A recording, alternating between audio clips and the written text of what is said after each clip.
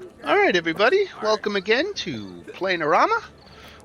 This is our second session, our play session. Uh, we start with a little recap. Last month in the adventure, the newly formed Hazard Team received its first official assignment. But before we even got into that, we examined a little bit of life in Sigil.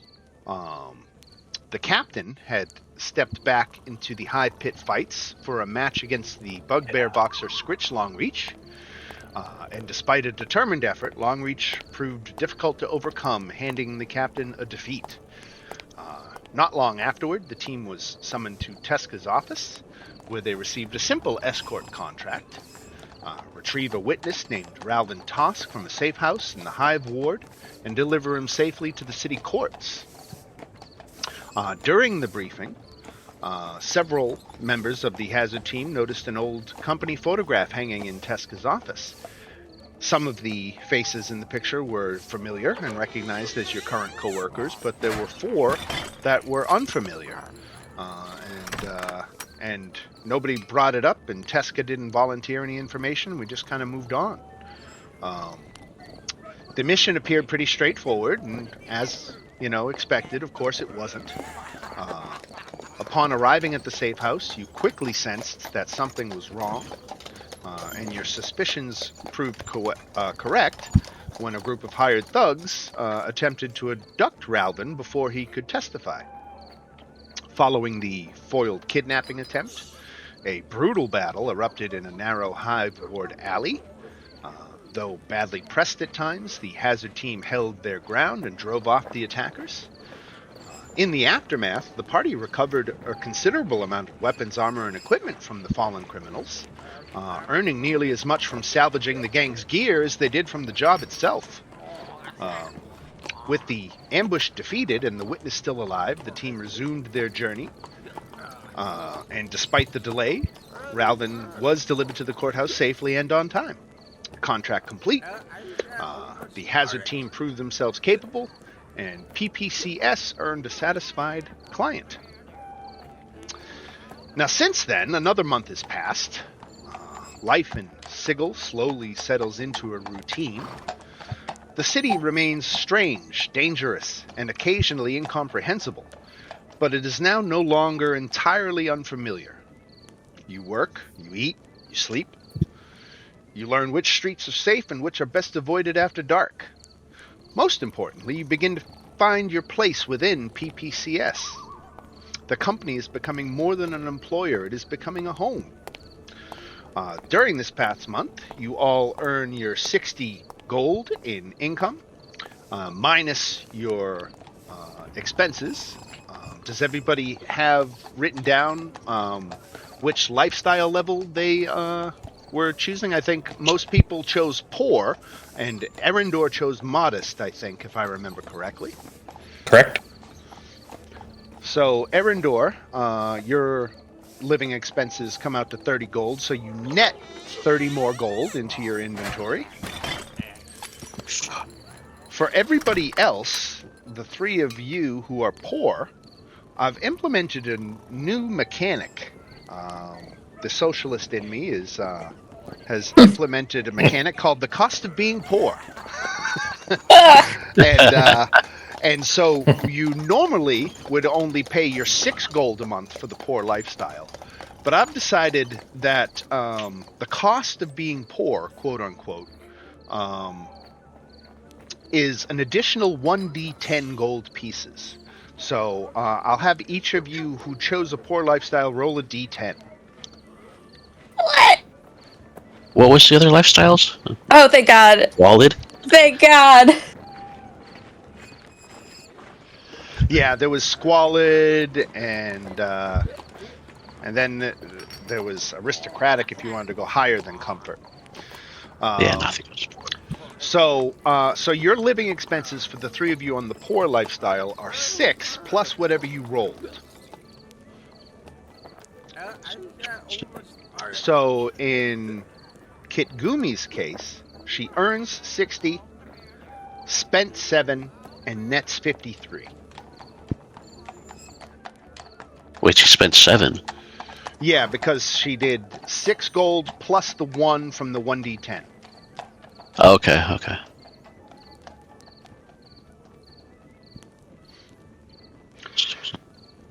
And so Vex, in your case, your living expenses That's amount to 10 gold. 10 gold, so you net 50. Yes, sir. And for Captain, to do it out is 14, That's 16 minus 50. 50 is 54. But remember, you also pay an extra 5 for your alcohol Yes. consumption. So I think So, that puts you at 49.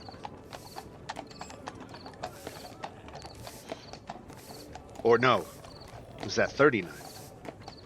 39, I believe. Yeah, 39, right. I miscounted. Why did I think the rent was like half, like 30? That is for the modest lifestyle. Okay. You went poor, and poor is only 6 plus the D10 that I've added on. Incidentally, the cost of being poor goes up more dice the lower you go on that scale. So that if you go with squalid, I think it's a D20. And these incidental expenses are meant to represent like replacing worn clothing. Have you all heard of the boots theory of poverty? No. No. No. All right. Mm-mm. In a nutshell, I won't go all Karl Marx on you, but in a nutshell, it says that a poor man spends $10 on a cheap pair of boots that run out in 6 months, and he has to spend $10 to buy another pair. The man who has means spends $50 on a nice pair of boots that last him 6 years. So, not having money to buy the good stuff ends up costing you more in the long run. That actually makes a lot of sense. Yeah. And so these incidental expenses that the D10 is supposed to represent are things like worn clothing, stolen property because you can't secure your goods well, petty thefts, spoiled food, minor medical costs, problems that arise from cheap lodging, like, your shit gets flooded, stuff like that.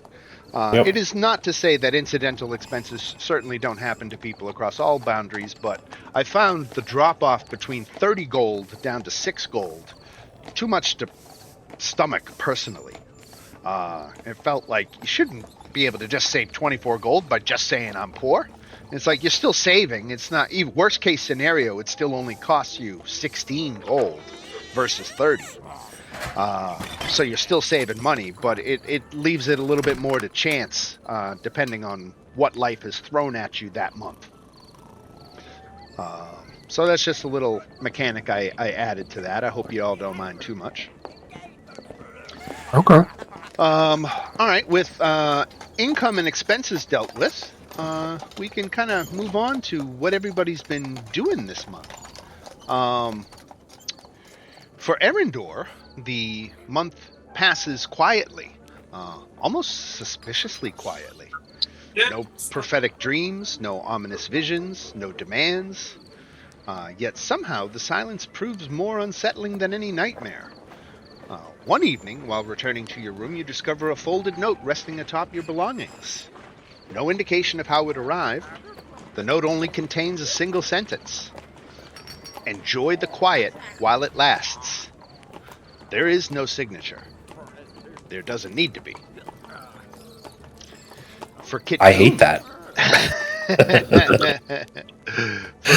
For Kit Gumi, life at PPCS proves more comfortable than expected. The work is honest, the pay is steady, the freedom is real. Still, old habits die hard. On 3 separate occasions during the month, Kit Gumi notices the same hooded half-elf in a crowd. Market Ward, Oh, God. Hive Ward, and outside PPCS headquarters. Each time you notice them, they disappear before you can approach. Perhaps it means nothing. Perhaps not. Now, Vox, you spent much of your free time, again, volunteering at the Gatehouse Infirmary. There's been one patient occupying more of your attention recently than most. An elven explorer recently returned from a planar expedition in a severely disturbed mental state. Most days he speaks nonsense. Some days he screams. Other days he simply stares into space for hours. The progress is exhaustingly slow. One afternoon, after helping calm another episode, an exhausted orderly slumps into a nearby chair. People think adventuring is treasure maps and glory, he says. He gestures toward the patient. It's usually this. The patient is far from cured, but he is slightly better than when he arrived, and some days that has to be enough. But that takes us to, of course, the captain. The Hive Pit fights have scheduled a rematch against Scritch Longreach, the bugbear boxer whose vicious strength earned him a victory over you last month. The crowd is noticeably larger this time. Word of the first fight has spread. Whether you win or lose is left to the table, but one thing becomes clear. People know who you are now. And with that, we are going to have a rematch. Awesome. He doesn't know what's going to hit him. All right. We've got our fans in the crowd. Does anybody want to wager any money on Captain in this fight? It is Yep. even 10 gold. odds. 10 gold for Erendor. Okay. Anybody else? I got faith. I will throw in 2. Considering, our last job, like, I have a little faith in Captain, so I'm throwing in 2 gold on Captain. All right. All right. What about Vox? You taking anything out of your purse for this one? Vox is going to hold on to his money. Wise man. Wise man. Wise man. All right. Captain With that, Ned. let me change the music. And let's roll for initiative. This is just fists, right? No weapons? No weapons, no magic. And you do have time to prepare, so if you wanted to use your, liquid courage benefit Courage, for 10 yeah. hit points, you could have done so before the fight. You absolutely could just walk to the edge of the ring and do a shot while you were there, so alcohol is not against the rules. Yeah. While they're announcing the 5 fighters, I'm definitely downing a whole pint. Blow a fireball with your whiskey bottle. Yeah, hoping it, yeah. Right on. All right. Let's see. Where's the turn order? Turn order is here. Looks like Scritch got the jump on you again this week. He's going to move forward. He is going to try to grab you.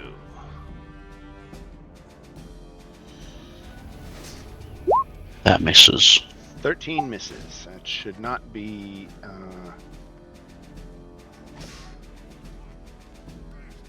advantage. Oh. So 13 misses. Okay, that is his only action, and it is your turn.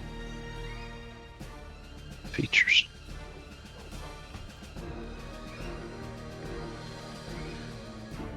Efficiency bonus is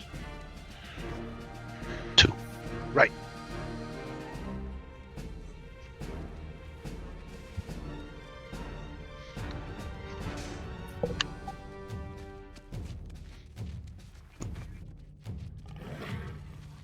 Alright. So.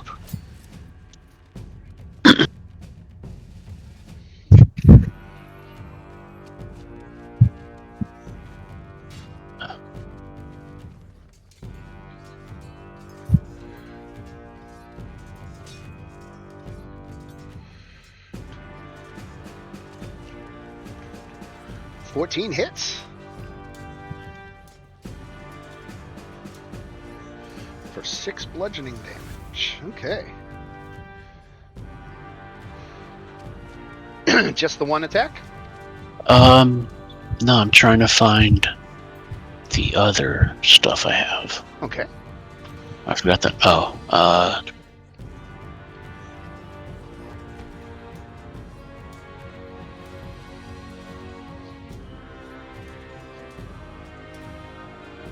yeah, I'm going to use 1 Moxie and 2 unarmed strikes. Okay.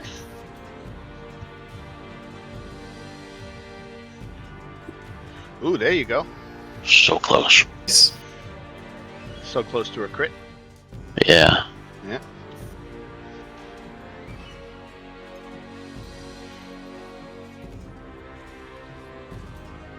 Nine? 9 misses, unfortunately. And that's it. All right. He is going to try to grab you again. He's a grappler. But he reaches out, lunges at you with both arms, and you're able to use your fancy footwork to sidestep the attack, and it is your turn.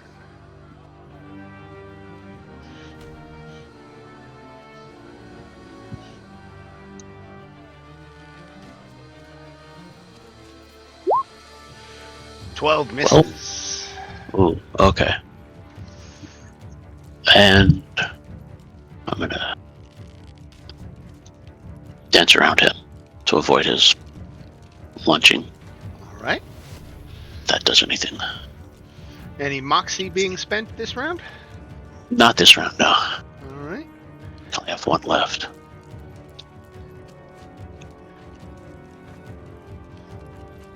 I So don't know that's why it. it says round 1 and round 3 in there.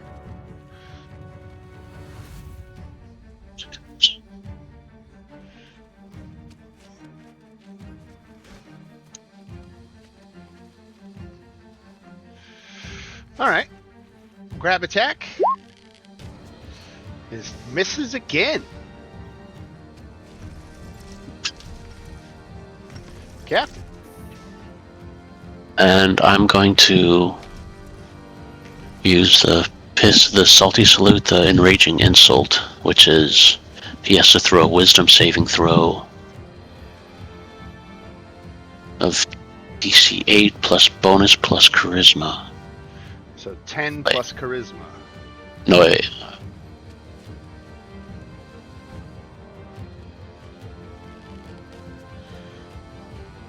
Yeah. 10. Charisma is, for the saving throw, is 1, so 11. 11. Okay. Wisdom saving throw DC 11. You made it. Killed it. Okay, so we punch That's again. a bonus action. Yeah, that's bonus Salty action. salute was a bonus action. Okay. Ooh, Yeah. and unfortunately he dodges your fisticuffs that time. That's it. That's it. Takes us back to Scritch. He only does one thing, but he does it fairly well. He's going to try to grab again. Ooh, He's not his not doing fight. Not his fight. Captain. quick jab. Oof. This is exciting. And you know what? I'm going to use Moxie. 2 more attacks. There we go. There you go. 6.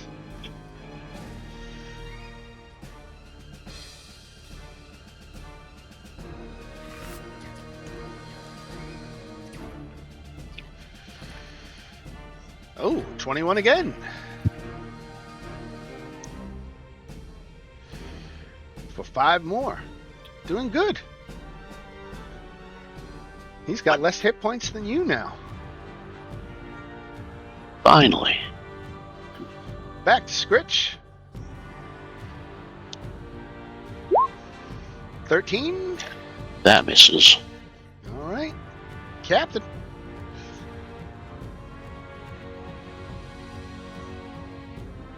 see. 17? Yep.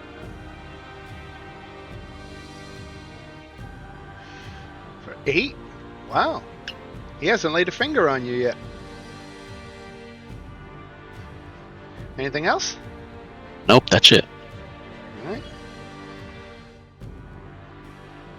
Round 6. Scritch is going to try to grapple. 15, that's a hit. That hits. All right, let's see what the damage is. 11 bludgeoning damage, and you are grappled.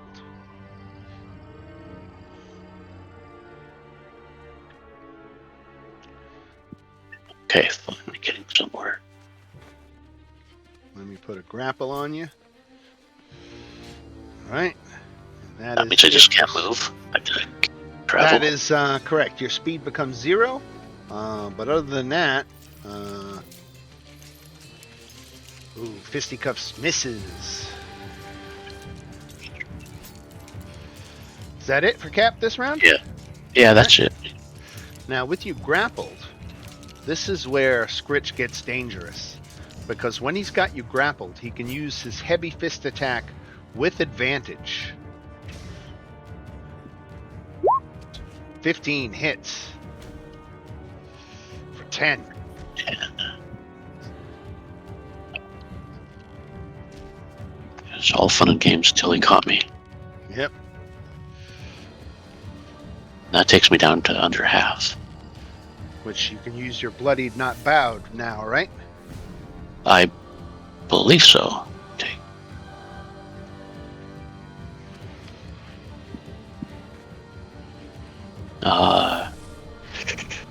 Three times your level. So that's 9.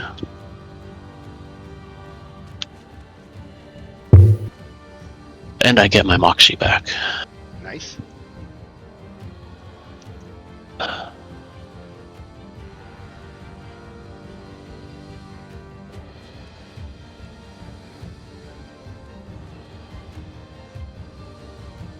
So, yeah, fight. 12. Misses. Alright. Then one Moxie. Wait a second. Hold on. I should have What? calculated something here. Let me see. So, no weapons means no armor. It is assumed in his armor class of 14 that he's wearing hide armor. So I should have adjusted his armor class down to no armor. You're not wearing armor, are you? You are, right? Inventory, I have... No. I have cloth. Traveler's clothes. No hide armor, nothing? Nope. Completely unarmored. Okay. All right. So we got to adjust this down. What is hide armor do for your armor class? Let's see. So a base armor class is 10 plus dexterity, right? His dexterity is plus 2. So that should put him at armor class 12. So 12 hits for 8 damage. Let me adjust his armor class. Let me just find it on his sheet here. Armor class, armor class, armor class. Where is armor class? Armor class 12. There we go. All right, so 8 more damage to Scritch. Any Moxie you're going to spend? Yeah, I used one. The first one was 12. The first attack. That was your main attack, right? Yeah, that was the main one. And now that you're going to missed. spend Moxie to do 2 unarmed strikes? Yeah, and then the first one was 8. And that. Oh, I see. Oh, I thought the 8 was damage. No. Okay. So does the 12 hit without the armor now? 1 second. Yeah, it does. Okay. So you did 3 damage on that one. And the first Moxie attack, unarmed, for 8 misses. So you got 1 more, right? Okay. Then. 11. Oh, you just I, missed. I, Just missed. all right, that's it. Now,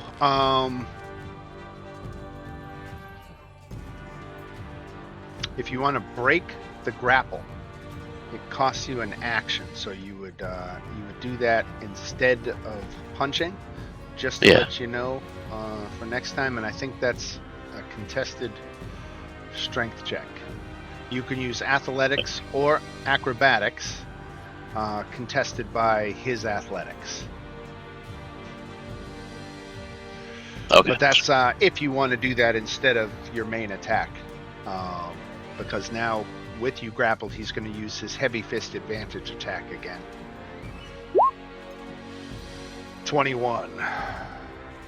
Oh yeah, that hits. For 11. 11.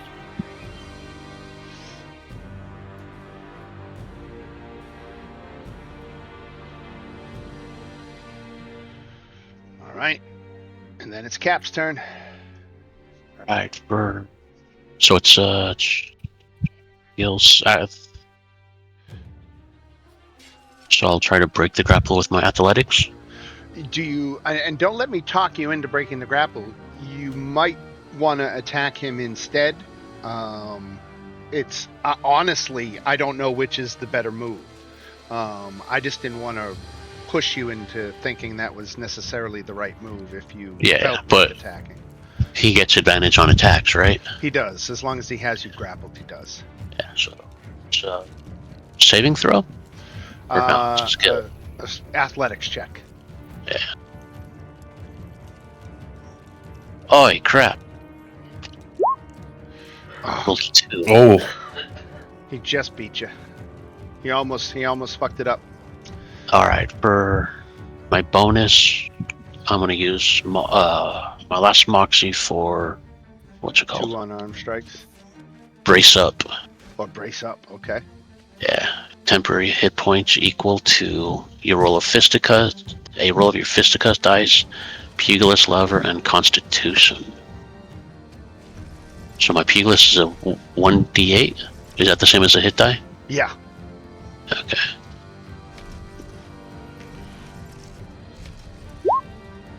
Pugilist is 2, 3, and the other part, constitution modifier is 3. I found it very interesting that the pugilist class used the D8 as their hit dice, because I would have thought it would have been a fighter type of a D10. Yeah. But then I started reading all the stuff about, or actually, I let's be honest, AI pointed out to me all the stuff in your character sheet about gaining temporary hit points, and it's like, well, that's where the trade-off comes. You don't get the D10, but you get tons of stuff to generate temporary hit points. Yeah, so I have, just starting off at level 3, I have 2 chances for temporary hit points. Right. Okay, so I got 10 temporary hit points, and that's it. All right. Scritch, unfortunately, still has you grappled, so he still has advantage. 2 hits. Once he gets a hand on you, it's tough. My bonus, I'm going to do the piss and vinegar again and talk shit. All right. Wisdom And that's, saving throw. Yeah, 14. that passes. Damn. And 3, I am missing terribly. Alright. You're 1 good hit away from finishing the fight. All right. Into round 10 of the fight. Here comes the fist attack. Oh yeah, that clobbers. Only 6 this time, though. There goes my temporary. Alright, so try to get away. A 2. Drunk fighting's not fun when you roll 2s. Right.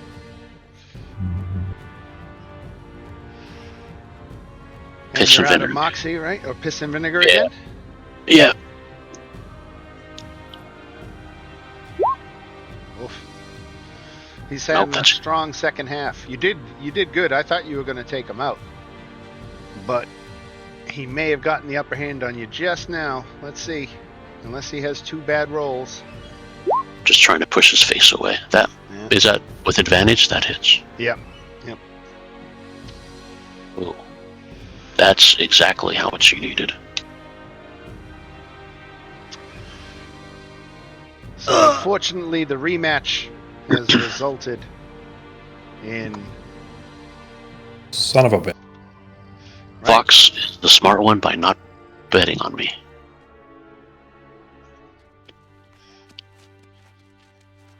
Vox just tightens Now- his lips and was like, Let me look at something. I'm right. real You're all quick. wrong.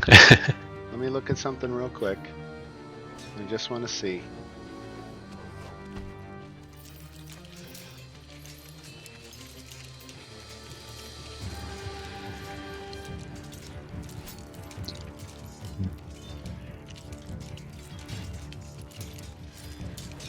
All right.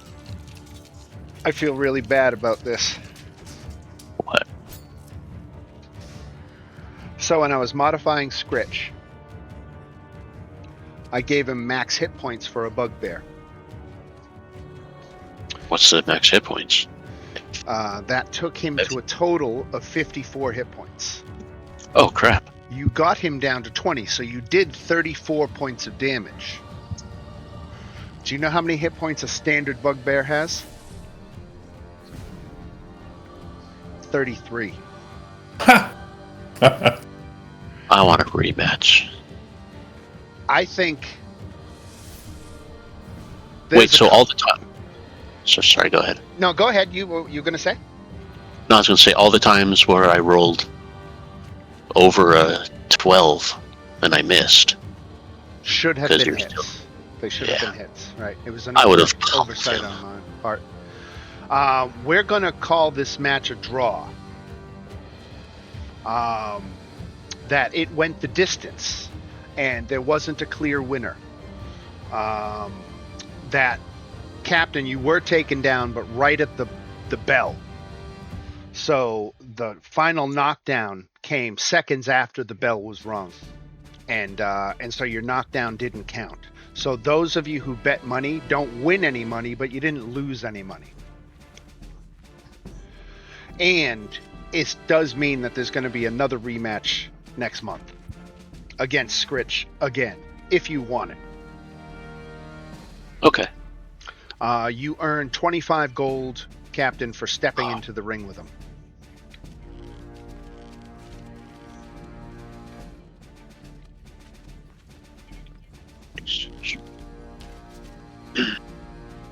Cool.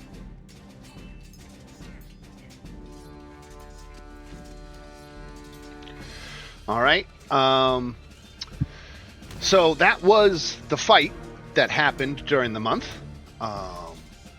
It was a few days later, while passing through the hive, that Captain, you overhear 2 laborers talking, and one of them gestures at you and says, "That's him, the blood who fought Longreach."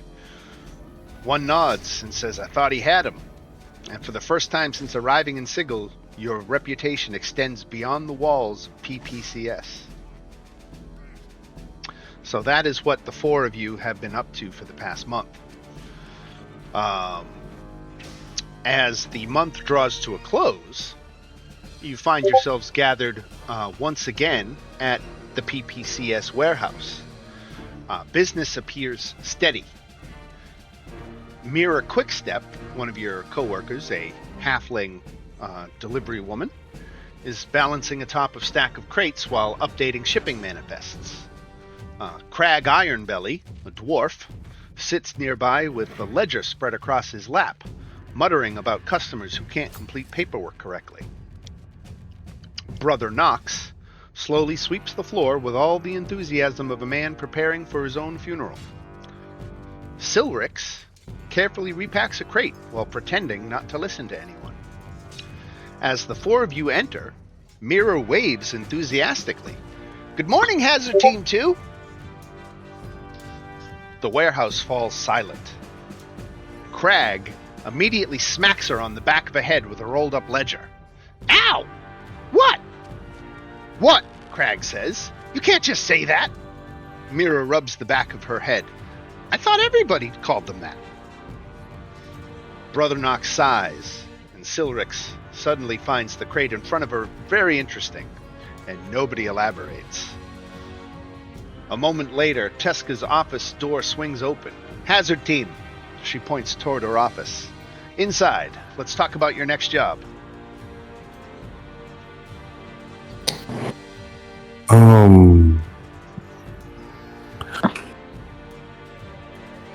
I guess Vox is not going to say this out loud, but he's going to think in his head, last time I checked, we were the only hazard team.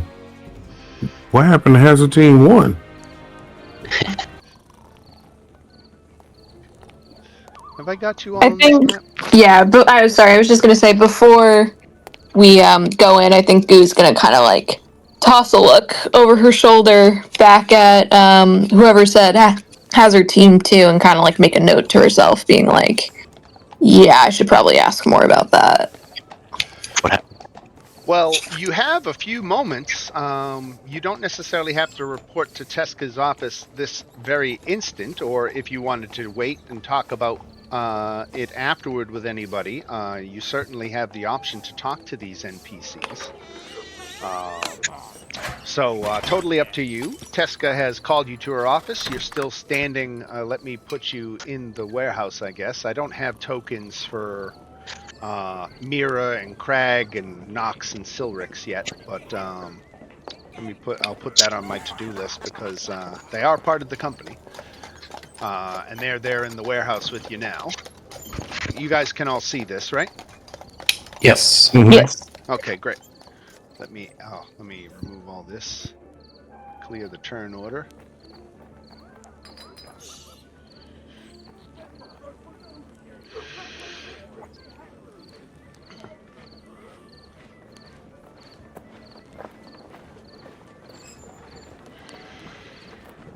So yeah, if you wanted to ask Mira anything about what she just said and why Crag hit her on the back of the head, you're welcome to, or you can go to Teska's office. See, I want to ask, but I would like to go to Teska's office first. Just, I feel like Kagumi, once she heard the boss call, be like, "I'll come back and deal with you later." There are no dynamic lines on this map. It is really not meant to be a tactical map. And the AI generated this map, and it didn't necessarily put doors into every room, so don't worry about walking through walls.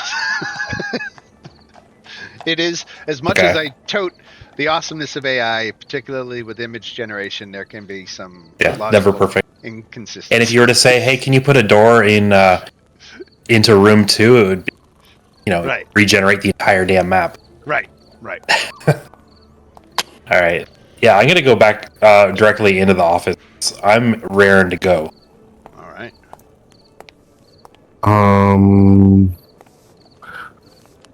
How organized is the archive?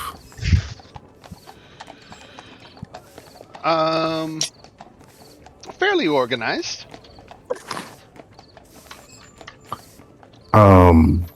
Is there like a place where I can look up, in the library, you have an index card, you can figure out exactly what you're looking for.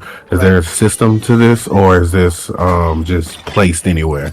This seems to be more of just a date system. Everything is organized by date. A lot of it is delivery receipts, things like that. When did that photo say it was taken? It was taken 13 months ago. Can I look up the records for 13 months ago? Sure. Call. You see a bunch of standard deliveries. And you see missions that the hazard team was assigned on, but nothing out of the ordinary. All successfully completed deliveries. Okay. So there's no names on the hazard team? Yes, the hazard team, you do find names. allow me to consult my document, because I wrote it all down here, so I would remember. I can remember a couple of them, but not all of them. So there was a human named Dern, an elf named Lyra, a dwarf named Brack, and an Aasimar named Sister Muriel. And that's who consisted of the team, correct? They were the Hazard team. Okay. I'm gonna take that.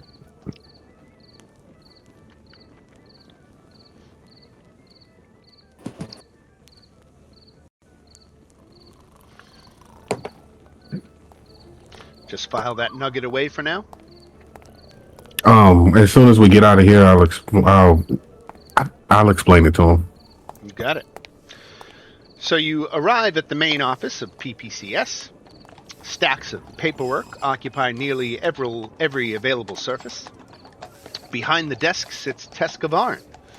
She gestures for all of you to come inside and tells you to close the door. We'll throw Captain in here to make it official. Captain was over in the dinette.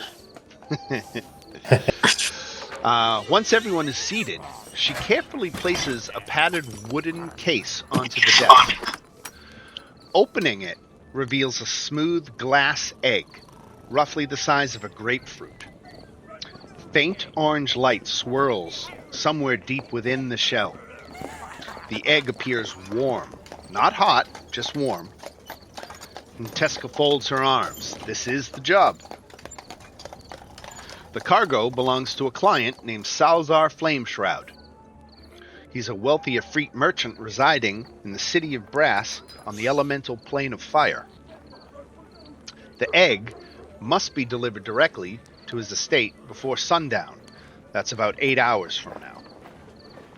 Payment is 300 gold for the team upon successful delivery, so split that 4 ways.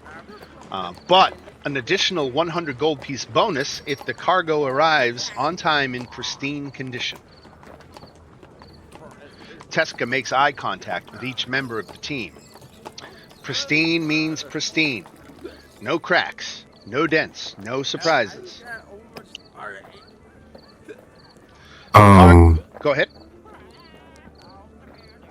Before we move forward, well, go ahead, finish. I'll ask after. I said 8 hours from now. I guess we should let's put it 12 hours from now. I never really defined it, but it should give you most of a day. It's a same day delivery. But Teska explains that they have a portal. X1RX has secured a portal directly to the city of Brass from Sigil. So there's no overland travel for this delivery. You're going to be able to step through a portal and be in the city you need to be in. Then you just have to traverse that city to deliver the egg.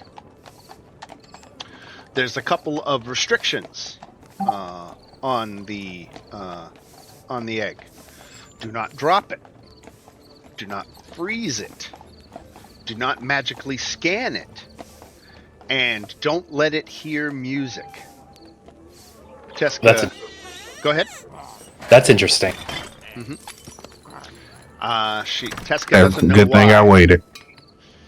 Teska does not know why the music is important. She just knows those were part of the instructions. Is this egg close to hatching? She doesn't know that information. How long ago did you receive this egg? A few hours ago. She was in a bidding war with another courier company, and she was able to offer the same day service, which clinched the deal. Okay.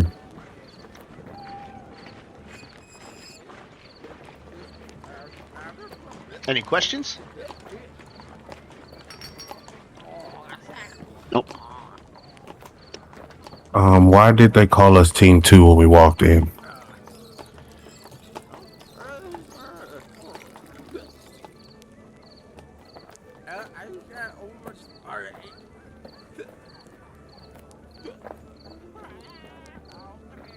Who called you that? Mira, I suppose? Yeah.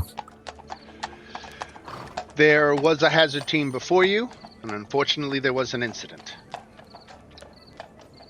I'm not at liberty to discuss it further.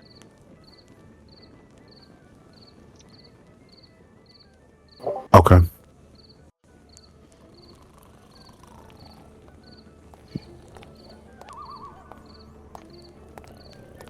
I shouldn't even say that. She shouldn't say that she's not at liberty. She should rather say she doesn't care to discuss it any further. That's also the same answer. Okay. Right, Until effectively the Box same walks answer, out. but a different. At liberty means like maybe she would want to, but like something keeps her from doing it. This is a little bit different. That she doesn't want to tell you. Huh. Okay. Yeah, Vox values like I guess working in the gatehouse, he values privacy, so he just walks out like, okay. Right on. Teska says, before you leave for the mission, Dr. Zorblax has some important equipment for you that you're going to need for a successful delivery. After you visit Zorblax, go talk to X1RX for your route assignment.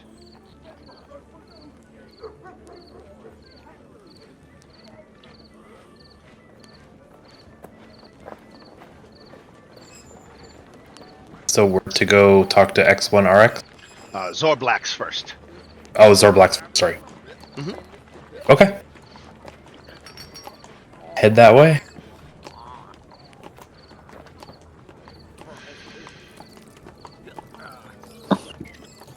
Following several signs labeled medical in increasingly questionable handwriting, you eventually locate Dr. Zorblax's workspace. The room appears to be equal parts infirmary, laboratory, and storage closet. Shelves overflow with jars containing preserved organs from creatures you don't recognize. Several bubbling glass containers occupy a nearby workbench. Something with far too many legs disappears beneath a cabinet. And standing in the center of the chaos is Dr. Zorblax. The Thri-Kreen immediately spreads all four arms. Ah, my favorite patients. Come in, come in. I heard about your latest delivery and I have something for you. Okay. One. He turns around and begins rummaging through a box of equipment, making quite a mess as he goes, tossing things about. And he finally comes up with a scarf in each of his forearms. Cooling scarves, version 7. And he hands each of you one of these scarves. Take a look at it. Is anything interesting about it, like color pattern, fabric? So the fabric emits a faint chill and smells of onions. Okay. Where are we going then? We need a cooling scarf. The city of Brass on the elemental plane of fire. That makes sense. Okay. I can see the logic there. So here's version 7 of Zorblax's cooling scarves. They will last for about 24 hours before their special properties fade. And those properties are, it gives you resistance to fire damage and advantage on checks against extreme heat. You don't have to worry about scribbling that down. I basically had to engineer this into the adventure to give you like a surviving chance of going to the elemental plane of fire as third level characters. Okay. So I've written the fact that you have these into the adventure. Now, Zorblax continues. Many people think the plane of fire is dangerous because of the fire, but it's also dangerous because of the heat. And he nods proudly. He says, wear the scarves at all times. Do not remove them, do not trade them, do not wash them, and do not eat them. The last became a rule after there was an incident. What kind of incident? I ate one. Okay. The onion smell. Yeah, you just really like the onion, huh? Right. He says minor side effects are possible. Minor side effects like what? Athlete's head. What? What is that? Excuse me. As a fellow medical professional, you're telling me that this item you just gave your patients is going to inflict fungus on their scalp? Very, very off chance.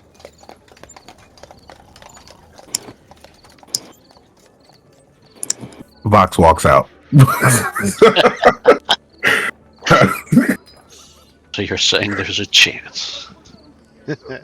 I just step up, look at the doctor, and say, if I get athlete's head, I want you to know I'm coming for your head. And Kagumi leaves. I'm just gonna take it and shrug and leave also. Right on. I'm going to throw this in the Discord chat just in case you didn't see it previously. I read that guy's thing. I don't think Vox would like him very much. Yeah. World's okayest doctor. This was Tesca for that matter. Did you guys read all these? Am I just spinning tires by showing them again? Oh no, I read majority of them. Yeah. Cool. What is the lifespan of playing? I heard it'd be 73. Like 125. Okay. Yep. Yeah, so she's got some good years left. Yeah. But at the same time, she is 73.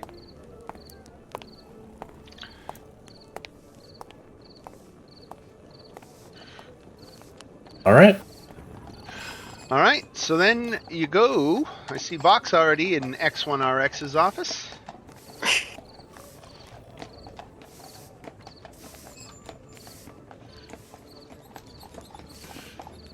I'm in with all of this car smelling like onions. All right. The Warforged waits beside a large planning table covered in maps, manifests, and route calculations. He directs you. He says the portal to the city of Brass is in a tavern in Sigel's lower ward known as the Cinder Cup. The establishment caters primarily to laborers, smiths, and traders conducting business with the city of Brass. Near the back of the tavern stands an ordinary wooden doorway leading to what appears to be a storage room. But according to X1RX, it isn't. The portal key is a lit match. So once ignited and carried through the open doorway, the portal activates for several seconds before closing again. So you got to go to the Cinder Cup in the lower ward. In the back, there's a wooden doorway that looks like it goes to a storage room. If you open that door and carry a lit match through, the portal will activate and you'll be taken to the city of Brass. Okay, that sounds simple enough. He says, wait. And He rummages beneath his workstation. Metal clanks and some crashes to the floor. Where did I put the... Ah, there they are. He rises holding a small wooden box. With exaggerated ceremony, he places it on the table and flips it open. Inside rests a collection of smooth gray stones, each with matching runes. X1RX points dramatically. Behold, state-of-the-art interplanar communication technology. He pauses. They're rocks. Magic rocks. And then he hands one to your party. They're called sending stones. One for the team, one stays with headquarters. He taps the stone remaining on the table. If your delivery goes sideways, explodes, catches fire, gets stolen, awakens an ancient evil, starts a war, or otherwise becomes paperwork that I inevitably have to deal with, you can contact home. Please note that otherwise becomes paperwork is currently the most common category. Each stone can carry a short message once per day, 25 words. Use them wisely. If you encounter a problem, you can contact headquarters. If you encounter a catastrophe, you can contact headquarters. If you encounter something that should not exist according to the known laws of reality, hold on to your butts and contact headquarters at your earliest convenience. Now get moving, flesh bags.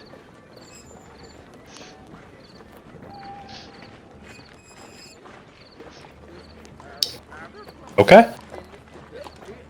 Good to me. So we have sending stones. Right, that is... I will add those to party treasure. Yeah, and I don't think it particularly matters who carries it, but somebody should add it to their inventory to remember that you have it, I guess. Was it one stone per person, or was it just like a pair of them? It's a pair of stones. One stays at headquarters, one goes with the team. So there's only one for all four of you, right? Okay. Right. Where's magic items? Treasure, there we go. Sending stones. Here we go.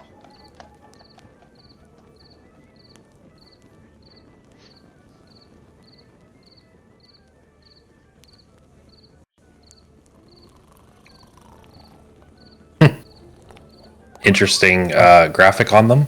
Right? Yeah, I've never seen a graphic for sending stone. I did have another question for the boss. Sure. The case that the egg is in, is it soundproof? I am supposing it is not.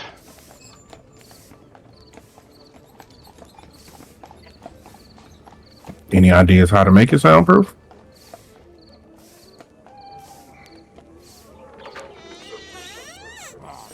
I look to our wizard and just be like, do you have silence? I do not. Damn. I think silence is only stationary. Oh, is it? I thought you could like cast it on an object. I don't know stuff. I'm a monk. What would I know? Fair enough. Blankets and towels around the egg and muffle it even more. Oh, X1 Allrex also produced a box of sulfur matches for you. Okay, that was my next question. Yeah, Could these are easily your get portal matches. keys, right? These are your portal keys. Don't lose them. Okay. Yep. In theory, if we put it in a bag of holding, I guess that would be silent? Question mark.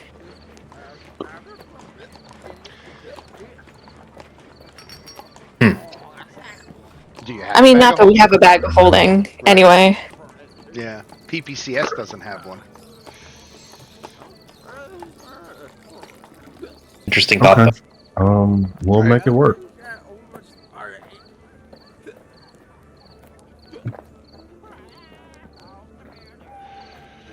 So any questions for anybody before you get going to the Cinder Cup Tavern in the lower ward?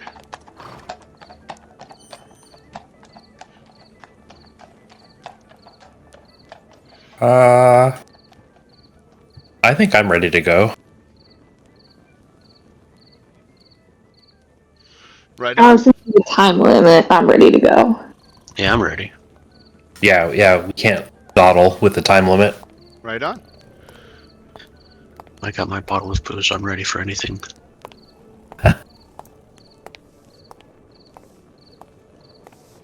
So let's see. We are in the market ward, This map's familiar. right?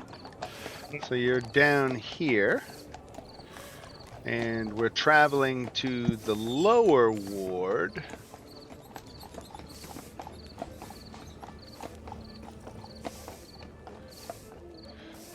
The hive ward, the clerk's ward, the market ward, the lower ward. So it looks like you got to cross the ladies' ward into the lower ward. So that's going to take you, that's a good 10-mile walk right there. Oof. Right. Let's call it, fuck it, call it 6. Still takes you a good while to get to the Cinder Cup. But you make it there without incident and don't encounter any street musicians on the way. You did see, as you crossed through the ladies' ward, there was a performing street musician, but you could see them in plenty of advance time and easily just keep clear of them. So no problem there. You get to the Cinder Cup, and the interior of the tavern smells of smoke, spilled ale, and forged soot. Patrons barely glance up as you approach the rear of the establishment, and a simple wooden door stands between 2 shelves stacked with casks and crates. It looks entirely unremarkable, but X1RX's instructions were specific. Light the match, open the door, and walk through. Okay. And you said that no one's really paying attention to us, so I don't want to draw too much attention to us, walking the portal. Right? Okay. Yeah, Well, let's do it. It's kind of tucked around a corner, so it's not completely out of sight, but it's also like not out in the open of a big room or anything. Mhm. So, right. Yep. I'll go back and light up my match, walk through the door. So unfortunately, you put your handle on the doorknob and the door is locked. Great. Wait, I thought the whole match was the key. Or is that just to turn the That's portal to on? activate the magic portal. You still have to be able to step through the doorway. So the locked door is preventing you from accessing the magical portal. Anyone able to pick this?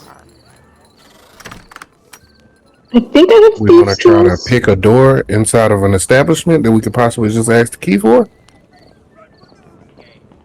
I'm just trying to stay kind of So stealthy. I do have Oh. thieves' tools. Okay, I have to pick up a pair. While I'm not proficient in it, I do have a +3.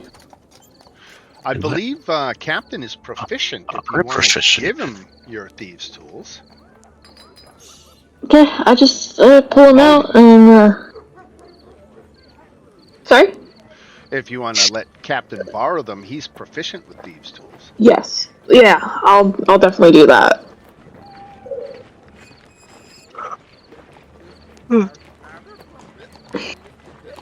Yeah, let me give it a shot. All right. That is Sleight of hand. I think there's. Correct me if I'm wrong. Maybe I'm going to ask ChatGPT real quick. What is the check for picking locks in 5e with proficiency in thieves? There's actually a Thief Tools rule button. So they say it's just the dex modifier and your proficiency bonus on a d20. So, I mean, that is sleight of hand, really, if you're proficient. Same thing. But you wouldn't get the skill, right? Well, I mean, Like if you trick. like a sleight of hand check is Dex plus your D20 plus Dex plus proficiency bonus, so it's really the same exact thing, Okay. I'm not right? proficient Do in it. sleight of hand though. Oh, I see. Okay. Okay. Well, then never mind. All right, roll a I was d20.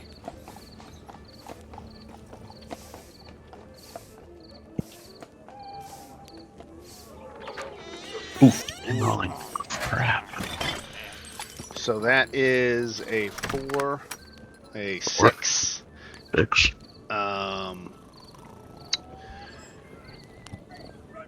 You did not succeed. And I'm going to need you to make a stealth check to see if your attempt was noticed.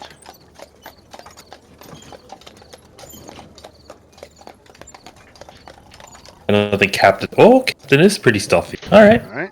All right. You are welcome to try again then. Right. Oh, with guidance. D20? Yep.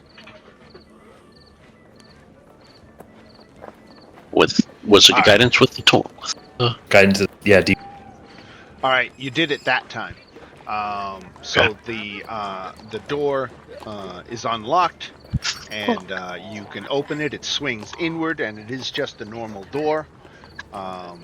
But as soon as one of you crosses the threshold with a burning match, the orange fire races across the doorframe, heat erupts outward, and beyond the doorway lies the skyline of brass towers and distant flames beneath a sky of perpetual fire. The city of Brass awaits.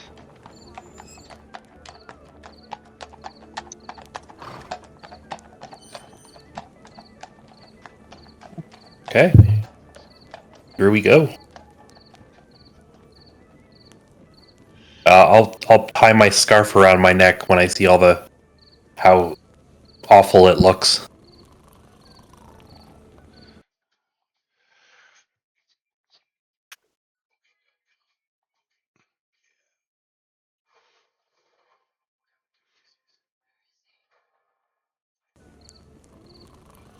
All right. Furnace hot air slams into you the moment you step through the portal. Before you stretches a vast city of brass avenues, obsidian towers, blazing forge pits, and flowing channels of molten metal. Heat distortions ripple across the skyline, turning distant buildings into wavering mirages. The streets are crowded with merchants, laborers, guards, and travelers from across the plains. Fire Genesee haggle over exotic spices. Azers hammer glowing metal beneath open-air forges, and salamanders coil around merchant stalls like watchful serpents. Above it all rises the sprawling, majestic city of Brass itself, a metropolis of impossible wealth built atop an endless sea of fire. Your cooling scarves hum softly. Without them, the heat would be unbearable. The city of Brass is loud. The city of Brass is wealthy. And the city of Brass never stops moving. Trade occurs everywhere. Every street feels crowded. Every building appears expensive. The smell of smoke, molten metal, spices, and forge fire hangs permanently in the air. The city feels vibrantly alive and entirely indifferent to whether visitors survive.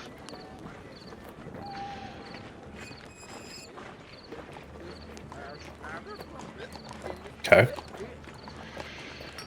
So one of the environmental hazards of the plane of fire are the extreme heat. You're going to have to make a constitution save every hour, and failure means that you gain a level of exhaustion. Oof. Um, Every hour. Holy every crap. hour. And the DC of that check increases by 1 each additional hour. Oof. The scarves give you advantage on this check.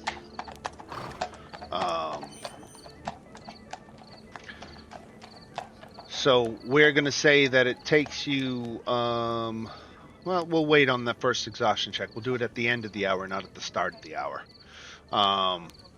As you begin making your way, following the directions you have to the Flame Shroud estate, Um, After several minutes of travel, two individuals approach you carrying official-looking paperwork.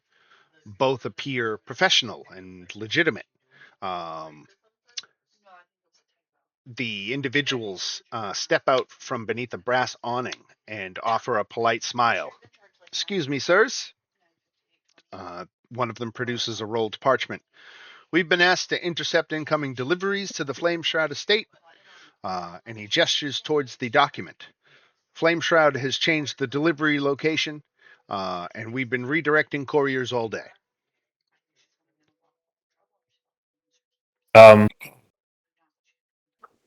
Can do I get any sort of sense that this guy is trying to lead us away from what we're looking for? I was about to say, can I roll insight? Yeah. Yeah, let's get one person to roll insight. Who wants to roll it? Okay.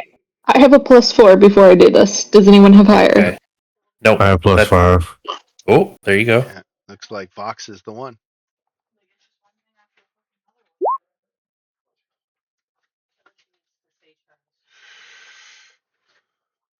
Okay. It appears they're trying a little too hard to appear helpful.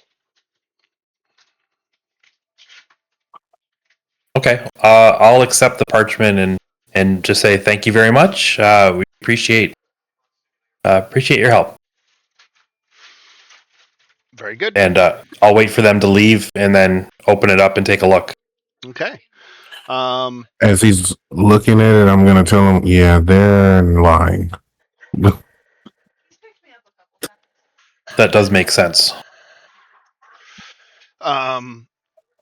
So the documents appear legitimate, but if you want to put them under scrutiny, we can have someone make an investigation check, and I'm thinking that would best be suited for Erendor. I think he's +4. Yeah. Mm-hmm. Okay, so after a close investigation, you find that the signatures don't quite match.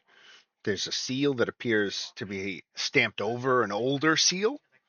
The date appears to be altered. So you have concluded that someone wanted you to believe this document was legitimate, but it is in fact a forgery. And they're trying to redirect us to a different place? They were directing you to a real place. Yeah. It was the Flame Shroud warehouse number 7, his shipping warehouse number 7. It is a property owned by Salzar Flame Shroud, but this document appears to be from another delivery to that warehouse that was changed to make it look like it was about this egg. So I think we should just keep heading to the original location.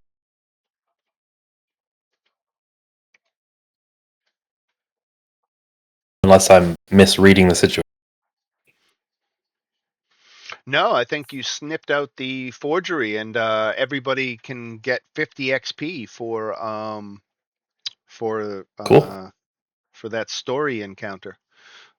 There was 2 checks, an insight check and an investigation check, and you passed them both. So you were not fooled. That just, yeah, it's kind of screamed ambush. It was a good forgery, but you sniffed it out. Great. So you continue on toward the Flame Shroud estate. And sometime let's do our first Constitution check for the extreme heat now.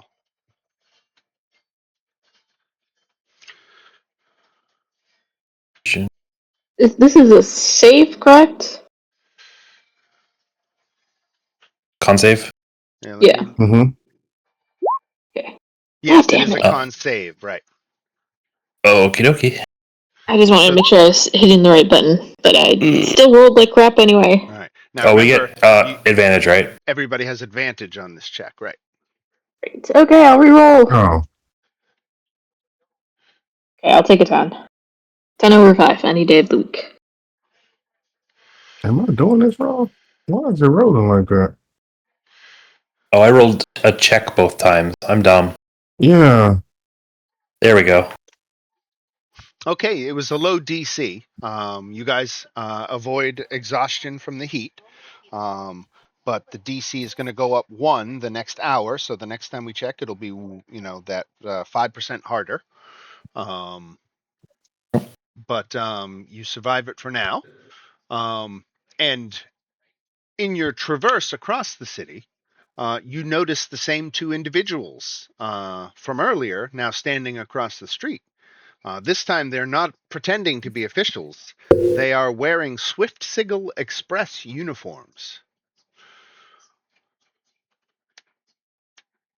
One quietly hands a pouch of coins to a nearby musician, and the musician glances at you. And the 2 individuals immediately leave. A few moments later, the music begins. And Shit. the When musician I is wait, walking no. directly When I at see you. that, I start sprinting towards the musician, and I'm like, "Don't you even dare!" I start sprinting, but I'm gonna. What is he playing? Like, what is the musician playing? Let's say he's playing a brass instrument. Okay, I'm stealing the horn before he can like. I'm gonna if it's like a horn or something. Like, if I can take the tip off, where you put your mouth on it. Well, let's call this a skill challenge. And we need 4 successes before 3 failures. He's been paid to play music for you, and damn it, he's determined to do so. So let's roll for initiative. Okay.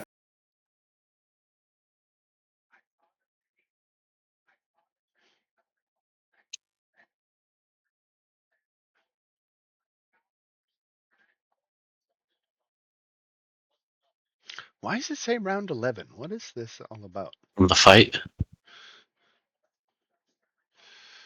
Yeah, but It should have cleared. right. I guess if you switch a page and a fight is still active, it stays active. Are we supposed to be on the Planarama blast page? Yeah, because I don't have I didn't do Okay. maps for this stuff. My Some of this stuff might be more theater of mind at times because I'm only doing like battle maps generally. I'm not doing just color maps.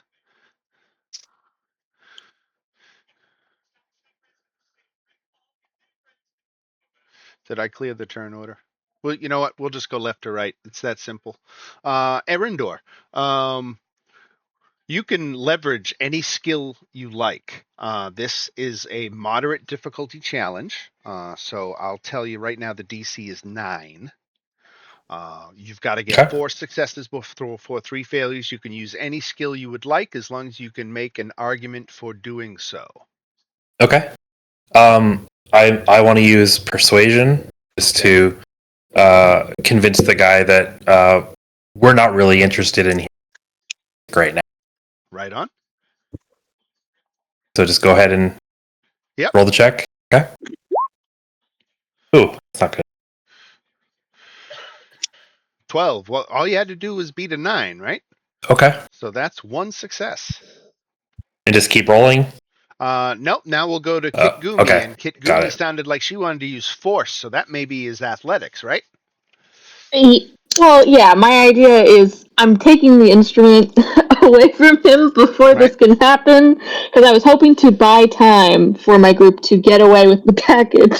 Right on. Because I All right. assume I'm the fastest in the group, so I could catch up to them. But Sure. yeah, I'm gonna take this horn away from him. All right. Couldn't have been like a drum, and I could have just grabbed the drumsticks and break them. Like. So athletics, you said? Athletics. Oh god damn it! Why is? Oh wow! Oh my god! I have a 0 on my athletics, so like that's a natural 20 right there. Right on. Okay. And then we go to Vox. What would you like to do to confront this musician, Vox? Hmm.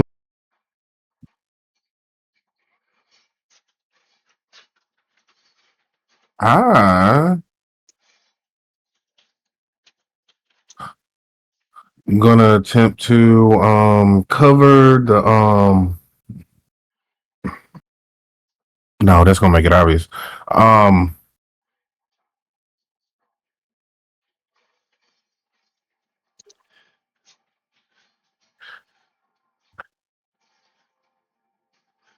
Vox isn't gonna do anything at the moment.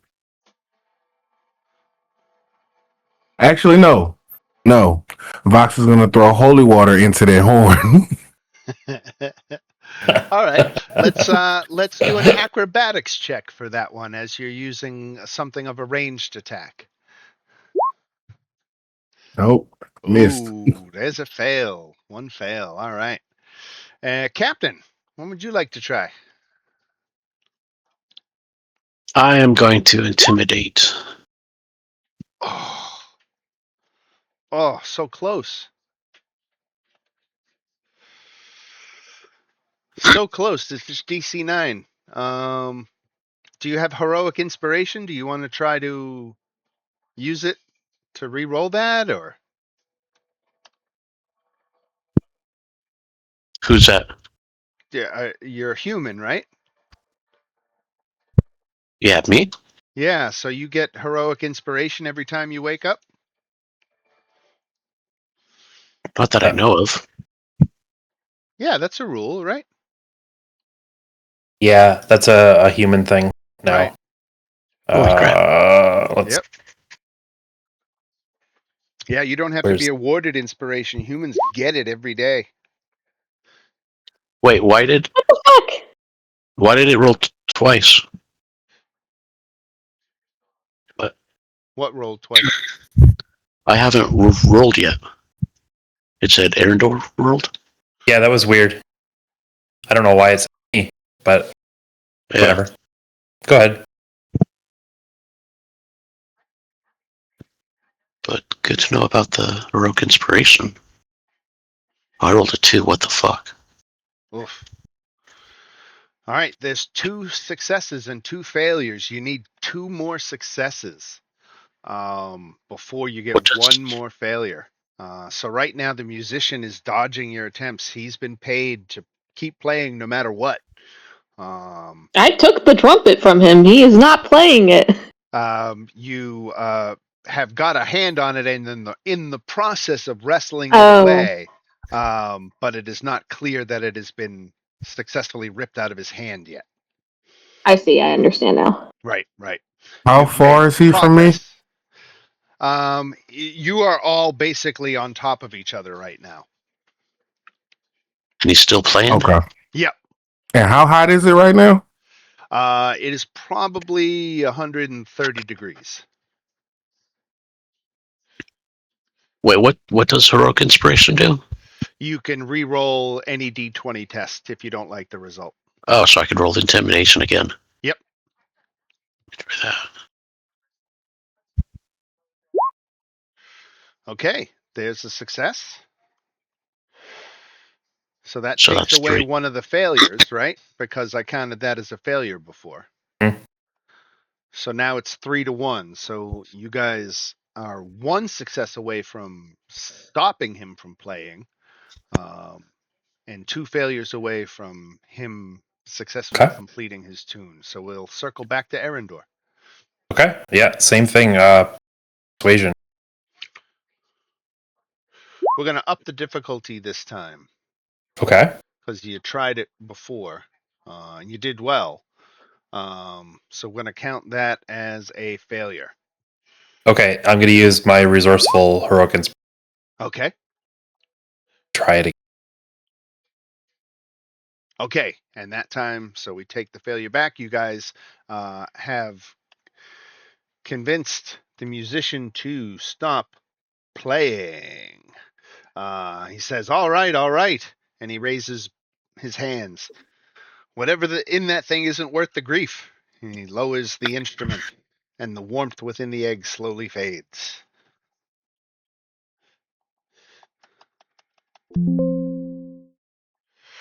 And you each get 50 more experience points.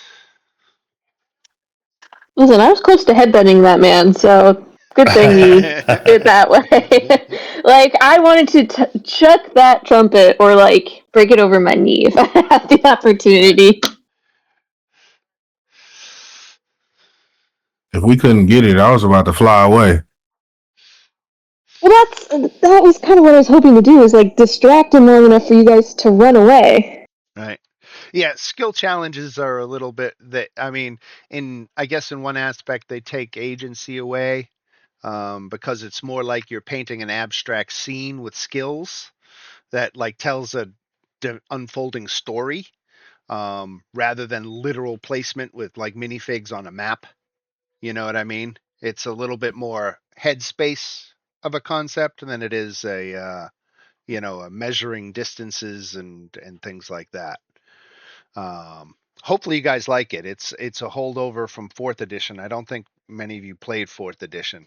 No. It was my favorite thing about fourth edition because I felt it was an organized way to really get a lot of use out of your skills, um, in a way that made it matter and was something besides combat, um, that was an Yeah. activity, like an obstacle to overcome. I always really enjoy them. Hopefully you did too. And, we can talk about feedback at the end of the session and maybe I'll take them out if you guys don't like them. No, they're good. I I'm kind of surprised they removed it. Right, right. It was, there were a lot of things about fourth edition that I did like, and that was probably most among them. Um, and I hope I'm doing a good enough job running them, to give you a flavor of what they were intended to be like.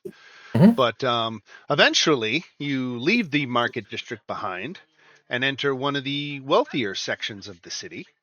The Flame Shroud estate is finally within reach, um, but unfortunately, someone else has also been watching. Someone considerably more dangerous than Swift Sigil Express. Um, the atmosphere of the marketplace, um, changes almost instantly. Merchants stop shouting. Customers begin moving aside. Conversations fade. A path slowly opens through the crowd, and something large is approaching. A towering salamander emerges between two rows of market goers. Its brass colored scales glow beneath the furnace light. An obsidian spear drags behind it, scattering sparks across the pavement. Molten eyes immediately settle upon the glass egg. The salamander plants the spear against the brass street. There you are. It tilts its head. Hand over the cargo, cutters. Nearby merchants hurriedly begin gathering merchandise. Several civilians start backing away. Whatever happens next, everyone can see it coming.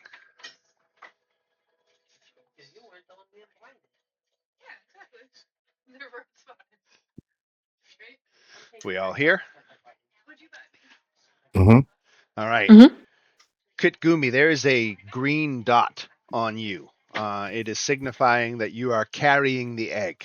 Are you, in fact, carrying the egg, or do you guys want to have a quick discussion about who is actually holding the thing as this combat begins to erupt? And before we get into the combat, I will ask, does everybody have time to go past 9 o'clock tonight?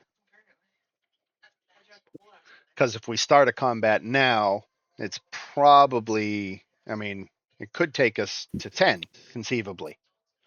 I can tell you this is the final encounter of the adventure, so that once you get past this, the story is more or less wrapped up. Um, but yeah, I'm gonna grab a drink if you guys want to talk about that real quick. Okay. Um, I mean, I'm good to keep going if you guys want to, but I'm good either way. I'm down too. It don't matter to me. Yeah, I'm good. I'm good. Okay, that's all agreed. I don't think I should be the one holding the egg at this current point in time. I'm an up and close and personal fighter, so I don't know if that's like smart. Yeah, I think me staying away from combat is probably kind of makes it make the most sense. Yeah, I was thinking you were Vox. I assume you guys aren't going to be getting into the fray like me and Captain Oh are. no. Oh no. Oh no. Vox is Like, ready to Vox is our healer. I kind of like, give it to the healer or give it to the wizard. And understand, I'm still like a fledgling healer, so I'm still trying to figure out how this works. Okay, so give it to the wizard. Yeah, Gotcha. yeah, I'll take it. Makes sense. My point is, I'm not going to be blamed if this egg cracks. Well, I don't want to be blamed either, to be fair. But I'll do my best. Someone has to be blamed. Yeah. There's so many buttons and stuff you gotta track. As a healer. Yeah. Yeah. Mm-hmm. I don't Yeah, I know. was about to say channel divinity on top of your spells, like that gets complicated. Yeah, it's like everything is happening around you. You're like, all right, so I got this, this, and this. Do I use this first?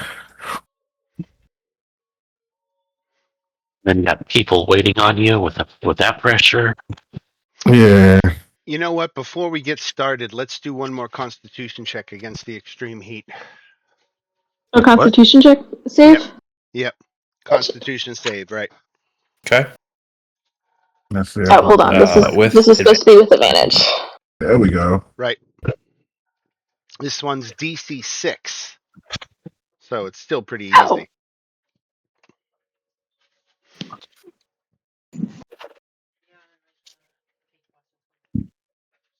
And we decided Erendor was carrying the egg. Okay. Yes.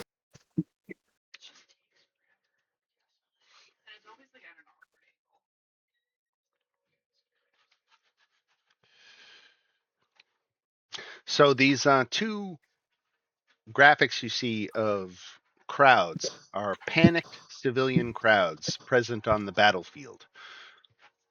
At initiative count 10 of each round, each crowd is going to move 15 feet in a random direction. Any creature whose space is entered by a crowd must make a DC 10 Dex save. On a success, you just move to the nearest safe space adjacent to the crowd. On a failure, you are pushed 10 feet in the direction of the crowd movement and knocked prone. If you are knocked prone, you take 1d4 fire damage from striking the superheated pavement. And if you are the egg carrier and you are knocked prone, the egg suffers a small crack. Okay. So avoid the crowds. I think I should probably be holding the egg. I'm just gonna make sure I'm staying away from them. So I'll be moving around. Should be okay. Okay.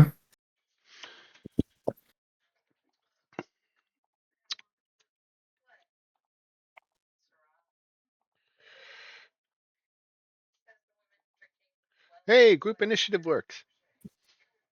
Ah.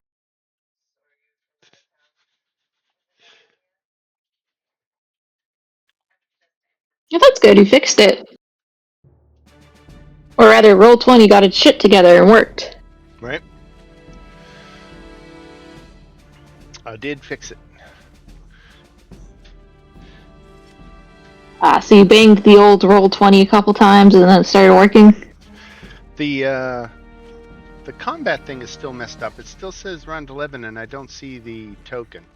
But I'm just going to go with it.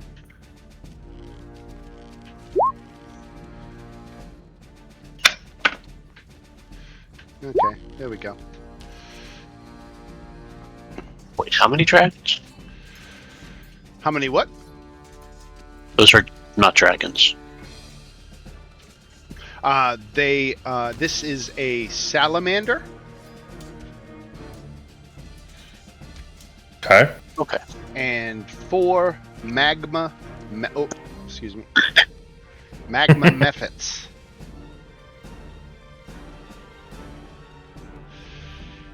So magma mephit number 1.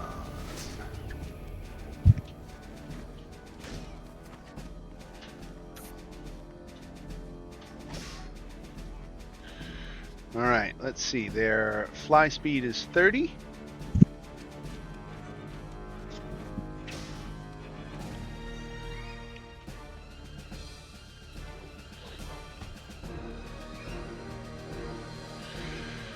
All right, so let's see where he goes. He goes 1, 2, 30. He goes over here. And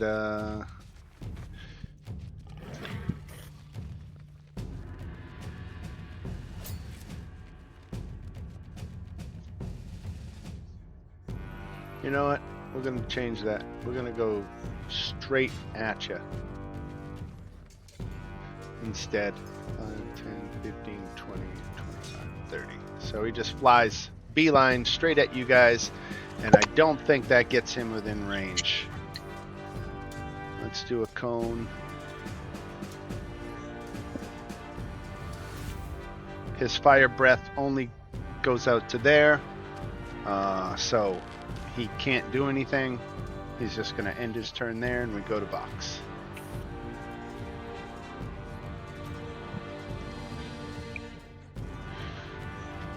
Okay.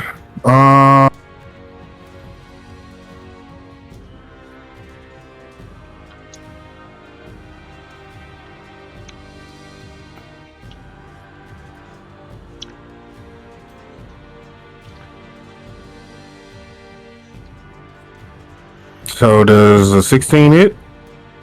On the method? Yes. Yes, it does. For 2 damage. All right.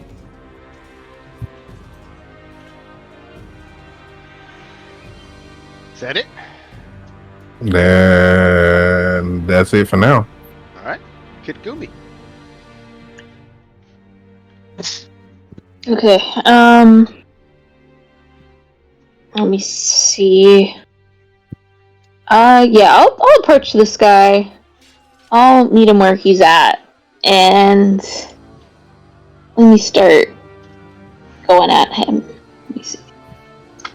I'm gonna hit him with a martial arts attack. Does a 20 hit? It sure does. So he takes 9 bludgeoning damage. All right. And then bonus action, let me see. I'm gonna unarm strike him. Okay. Assume 5 isn't enough. 5 is not enough. Okay, that's fine. All right. I'm going to go to Mr. Salamander here.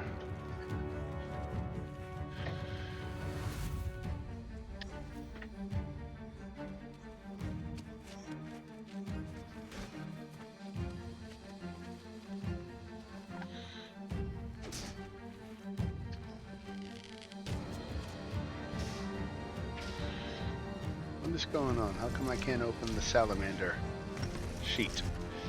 That's messed up. It just There we go. roll 20 just crashed. I got it. It just came up. All right. Oh. So let's see. His movement is 30. He's going to come up right over this fire fountain. He's going to stand right in it. Because he's immune to fire damage. And he is going to lash out with his flame spear at Kit Goomy. Okay, let me see.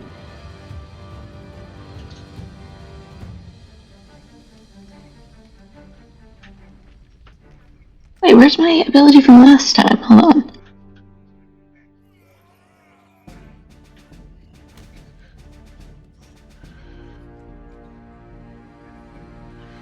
$14 misses, right? Yes, 14 just misses. All right, so he's got 2 attacks. He's going to make another one at you. I think that hits. What was the roll? 15? Oh, I'm not public. Yeah, I'm not. It's not in the turn order. Right. Sorry, 15. 15 does hit. So I'm gonna use. Yeah, I'm gonna use one of my points to redirect the attack. Okay.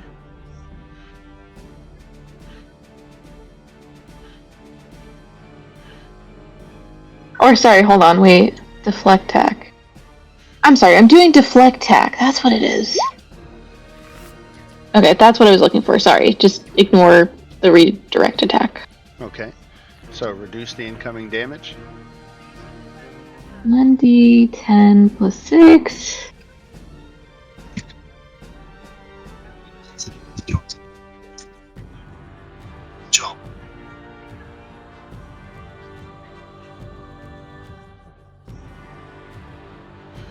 All right, so you're going to reduce the damage by 7, and that damage was. Let's see. So I want you to take 12 piercing Mm-hmm. and 6 fire because you're resistant to fire damage. Okay. All right, Aaron. Oof. Yeah, that was not good. Okay. Let's see. All right. I'm going to cast Witch Bolt on Salamander. Okay. So do this. Cast at.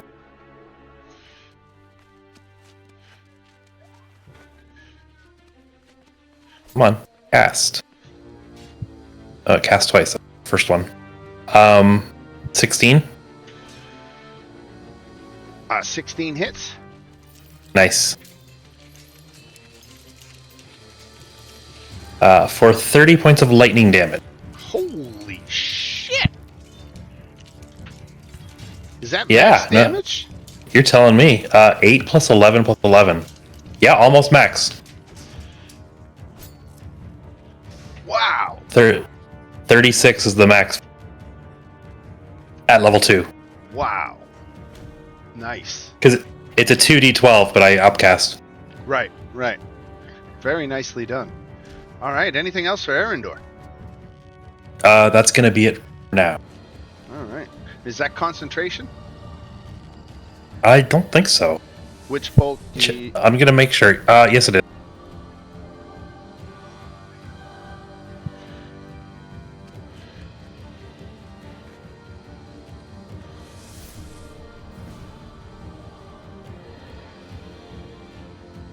There it is. Concentration. All right. Good. Number 2 is going to fly up. 10, 15, 20, 25, 30.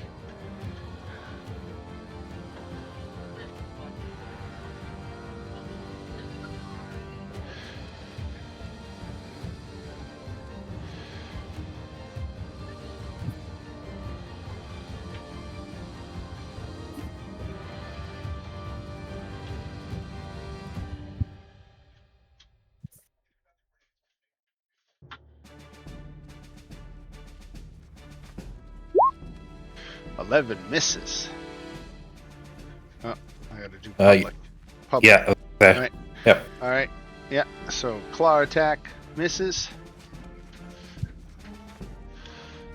5, 10, 15, 20,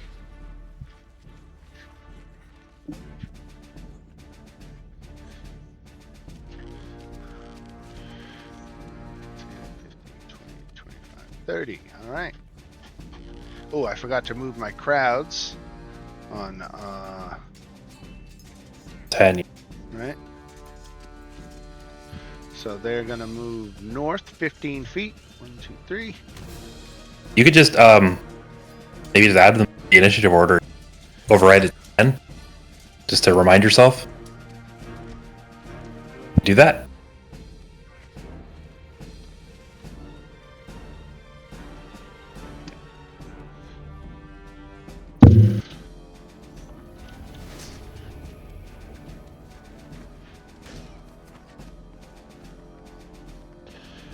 One, 2, 3. Captain, make a dex saving throw. Dex saving dex.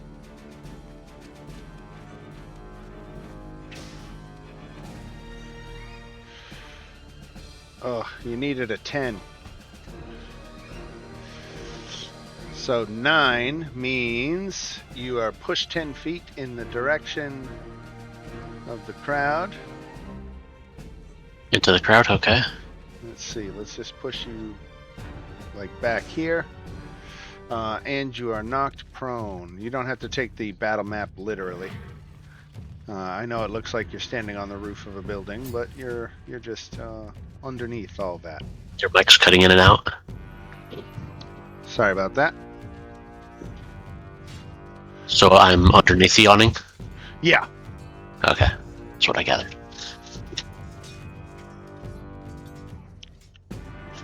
Who's prone? Who's prone? All right. So because you went prone,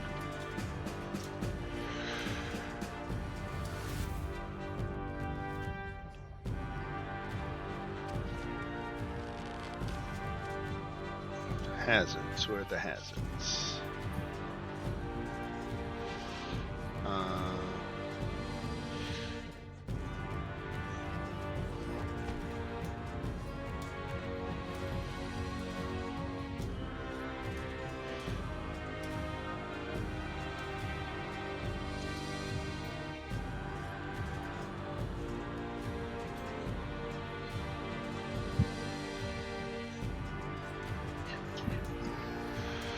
Okay, I can't remember. I said it was like 1d4 if you fell, right? And the egg carrier took 1d4 and the egg cracked a little bit. So you have resistance to fire damage, so that is 1 point of fire damage for Captain for going prone. Wait, sorry, what happened to the egg carrier? Nothing. Oh, okay. Sorry, am I still cutting out? Yeah, a little bit. Yeah. Let me try to adjust my sensitivity.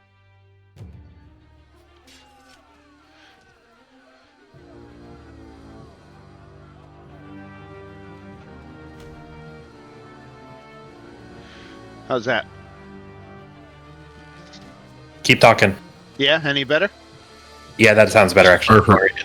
All right. Yeah. Maybe I just need to not mumble. Okay. All right. Yeah. All right. So 1 point of fire damage for Captain. And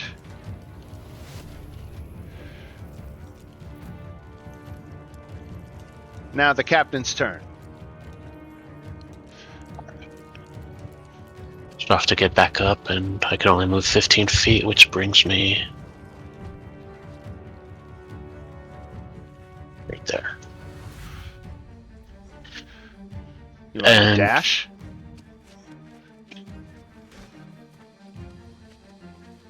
Do I want to dash? And no, I don't.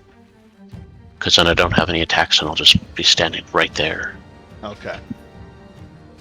But I'm going to yell at these in this general area and do salty Salty salute. insult. Yeah, which shouldn't do anything but with a shot. So that's 11 wisdom.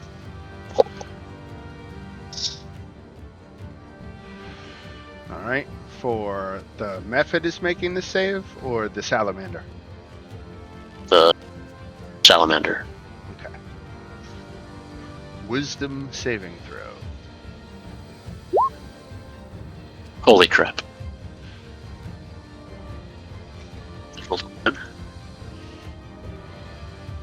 Yep. Close, but he just made it, right? Yep, All right. just to get their attention. All right, this method is going to try to swipe at Kitgumi. Oh. And God damn it. 2 points, only 2 points of damage. Yeah, let me see. Yeah, okay.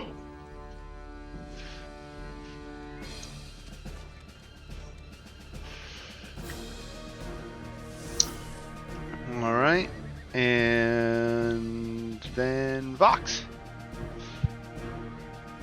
Okay. I gotta heal you. Oh. I'm going to move up right here.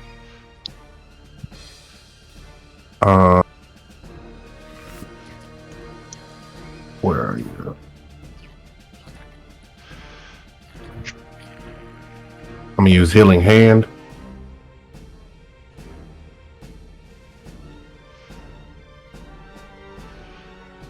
And I'm gonna back up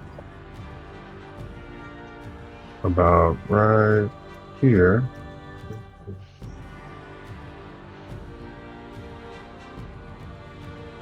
I'm gonna end my turn right here. All right. Kitgumi. Okay, great. I'm gonna do a martial's art attack. Did you take your sorry, 6 health back? Yeah, I'm putting that in now. But I'm attacking this guy. The little guy? Still attacking. Okay. Yeah, still attacking the little guy. All right. 22. So Does before you continue, quick question. Does Vox know the information I know? Sure. So Vox is going to say, "Get away from it before you kill it." I'm trying. I was gonna flee regardless. And so as my bonus action, let me see. Yeah, I'm gonna use a focus point to step of the wind, and so that allows me to disengage and dash, and I'm running back. I'm very hurt. All right, so 4 points of damage. Mm-hmm. Disengage and dash. All right. The salamander gonna continue to move forward, and he's gonna deliver 1 strike each on Vox and Captain. First Vox. That misses. Captain. Yeah, that hits. Captain takes 16 damage. Oh.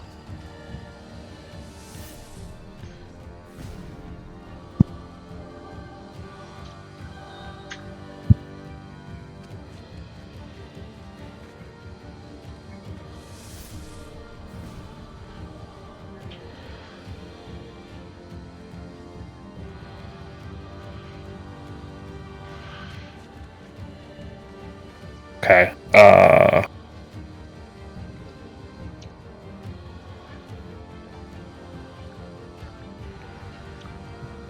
So with this Witch Bolt, it says on each of your subsequent turns, take a bonus action, deal 1d12 lightning damage to the target automatically, even if the first attack missed, which it didn't, but... Right. So 1d12. Well, Big damage. Not bad. That's alright. Not bad. Right. So that's a bonus action. Right. And then, as my action, I'm just gonna send an Eldritch Blast its way. All right. The 1-2 punch. Roll 20. Stop being slow. There we go. That hits. Nice. For another 5 force. And I'm gonna move a little bit this way. All right.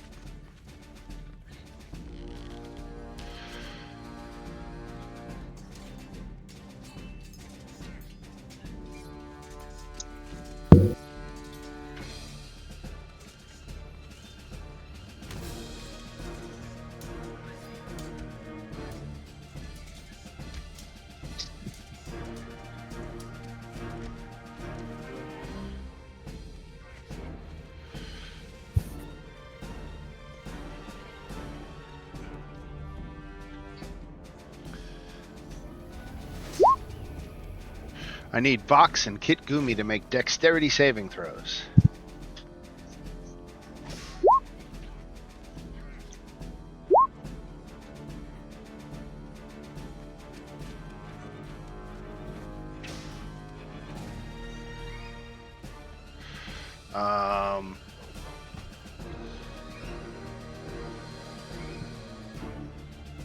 All right, so Vox, you take 1 point of damage, and Kit Gumi, you take 1 point of damage. Sorry, you said 1 point? 1 point.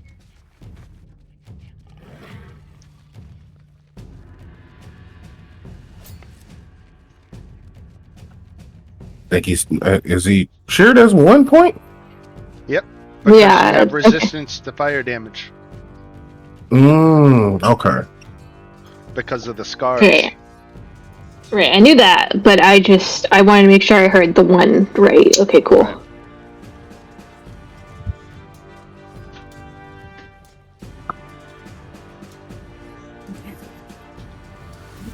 All right. Now the crowds. Let's see which direction this crowd goes. We're going west 15 feet.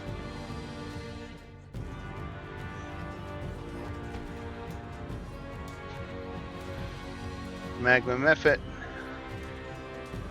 He comes up here. Oh, this one needs to recharge his breath weapon. He does not, so he is out of breath weapon. Awesome. This guy, same thing. Captain and Kit Gumi, go ahead and make dex saving throws again. Steps.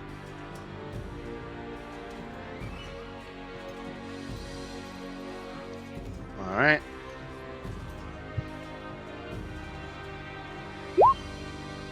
Okay, so in this case, Kit Gumi, you take 1 point of damage. And Captain, you take 3 points of damage.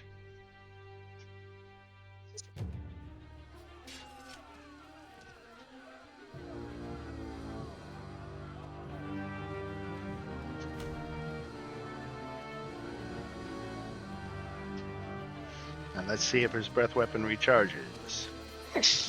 Does not. He is out of his breath weapon. This method here moves forward. Captain and Kit Gumi, dex saving throws.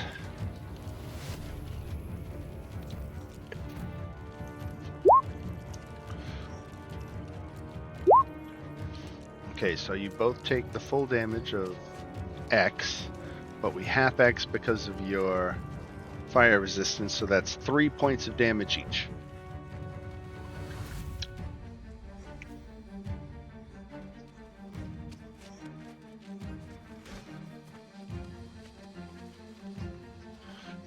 And does his breath weapon recharge?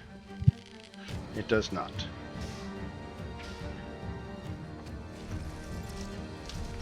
Captain.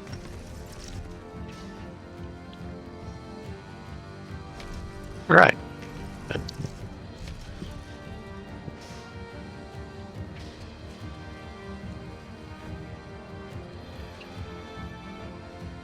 So I am going to. Oh, I didn't move this crowd. Shit, I only did one crowd. 1, 2, 3. I need Cap to make a dex saving throw. I'm making another deck saving. Yep.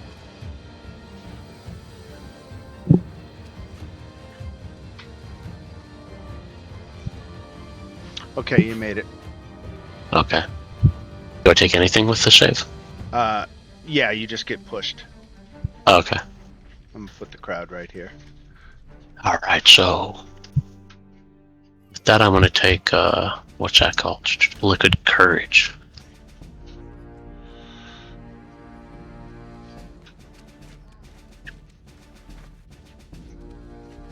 Which is 2.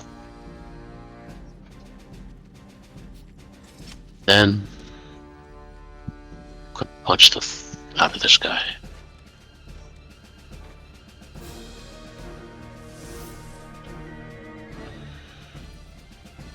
All right, there you go.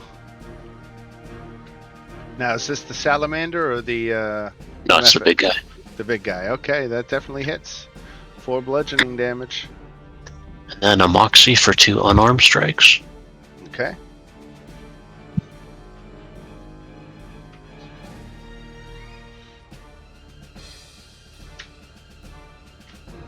13 misses.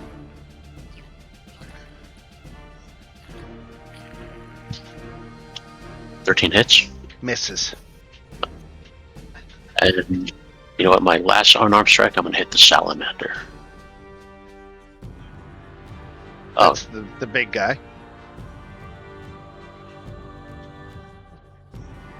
20 again. Yeah. No, wait, shit, that was much. 16 damage. No. That's when I accidentally clicked attack. Ah. 8 damage. 8 damage. Okay. Still good. And yeah, that's it. Alright. This method here. 10, 15, 20. I think he's going to get all 3 of you.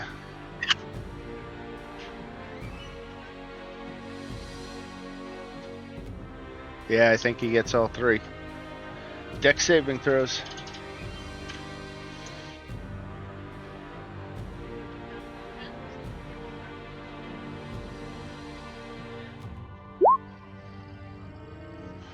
Alright, so Vox, you take 3 points of damage. And Kitgumi and Captain take 1. Actually,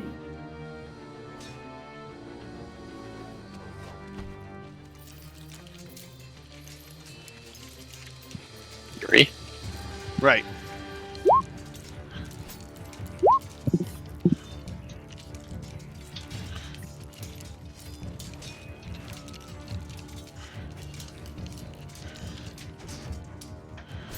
And then we go to Vox. I'm gonna use oh,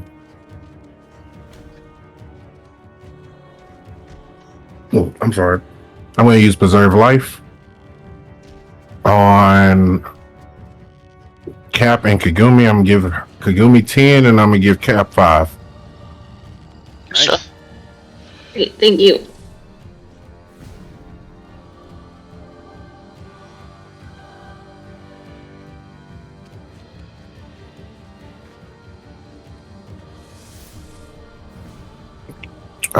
And I am going to 1 second.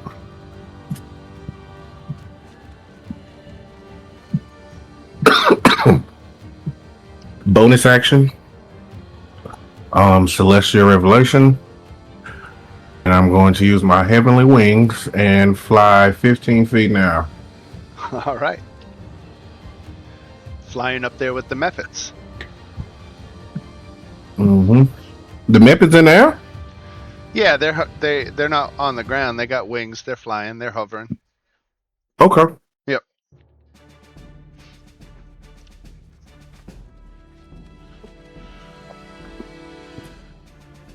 All right, Kitgumi. Okay.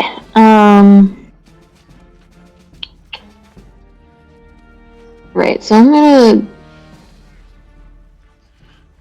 Oh, right, there's this guy. Hold on. I'm actually gonna move over here. I didn't move to the right of Captain, and yeah, fuck this big guy. So I'm gonna do martial arts against him. All right. God damn it. Rough. Yeah, and bonus action, let me see. I'm gonna do, screw it, because the first attack sucked. I'm gonna do Flurry of Blows for 2 unarmed. Sorry, hold on, ignore the bonus. Hold on.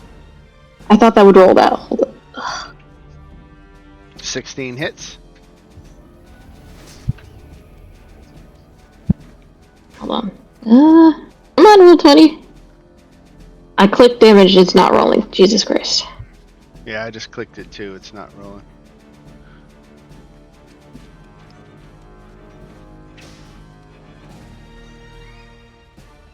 There we There it go. goes. 1. Yeah, 1.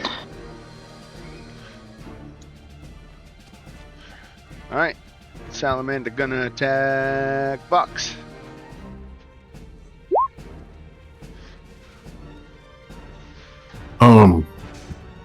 Is this reach 15 feet now? He has. You're right. He can't. I guess if you're 15 feet in the air, you're just out of his reach. He's only got a 5-foot reach with that. But he is a large creature. So where's his head? So technically, he's 10 foot tall. Because if he's 10 foot wide, he's 10 foot tall. So if his reach is 5 foot, yeah, he can get 15 feet in the air, so he hit you.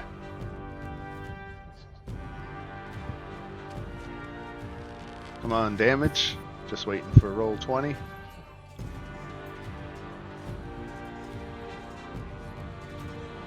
How much does it hit me for? I'm trying to figure that out.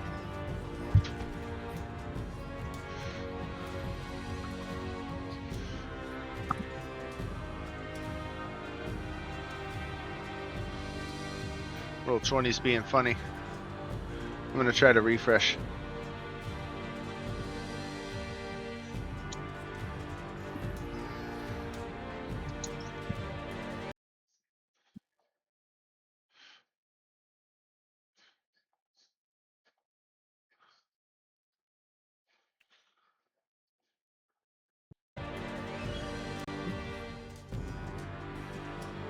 Alright, so he hits you for 13 damage. Sure.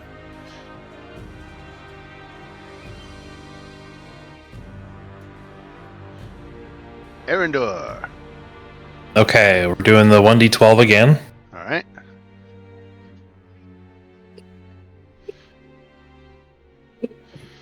Okay.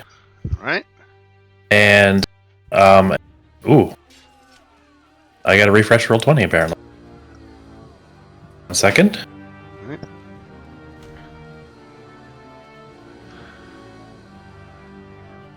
Open up the character sheet and it just wasn't there. Right. Okay. And then, just again, I'm gonna Eldritch Blast him. Keep a distance with this egg. Nice. Oh. Oh, come on, man. 2 force damage. Ching. Alright. Magma Mephit got no breath weapon. He's gonna try to claw Vox. He's gonna fly up. 14 misses. Crowd 1 is gonna move in the direction of nothing. I'm just gonna keep it there because it's at the edge of the map anyway.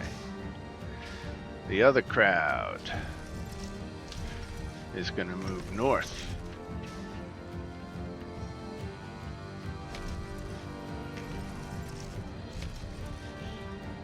I gotta change layers.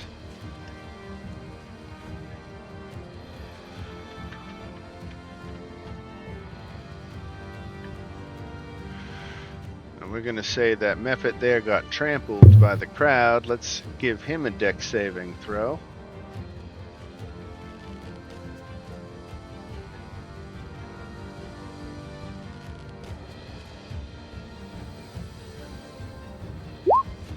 Alright, he made it, so he moves safely out of the way. Alright. Then this Mephit here. No breath weapon, he's gonna try to claw Captain. He's gonna miss. Oh, does the breath weapon recharge? No. Yes. He'll have his breath weapon next turn. This guy here, no breath weapon. Claws Captain. Hits. 4. Great. 6. 6. Yep.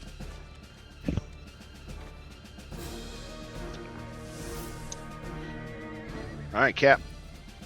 Alright, so last time I did Liquid Courage.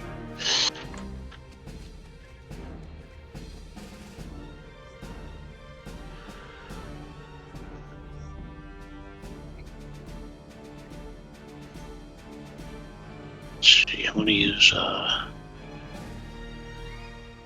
brace up. All right. That's D8, 3, and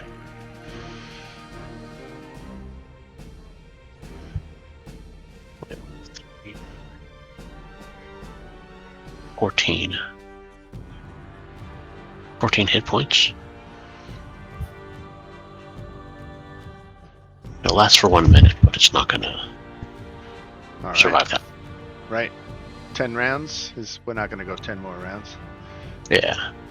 That was my bonus, so let's punch this guy in the face.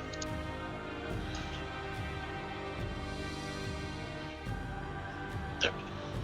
The big guy. Yeah. All right. 20 definitely hits for 6 damage.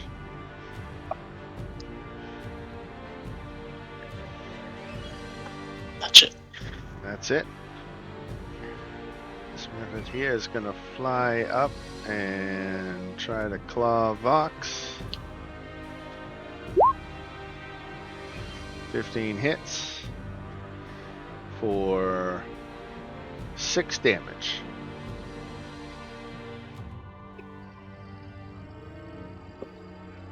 Alright, Vox, what you got?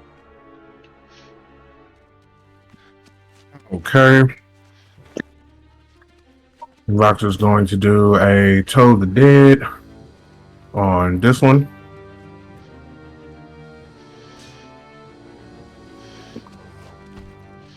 Wisdom save.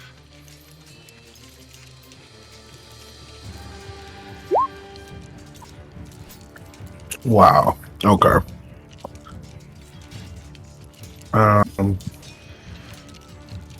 I'm a bonus action healing word. Never mind. I thought I had it, but I do not.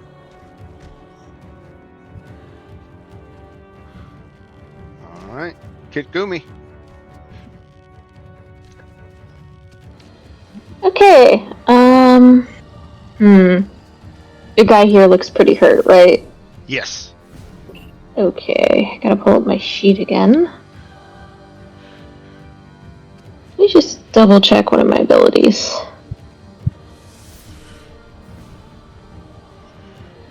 Okay, let's see.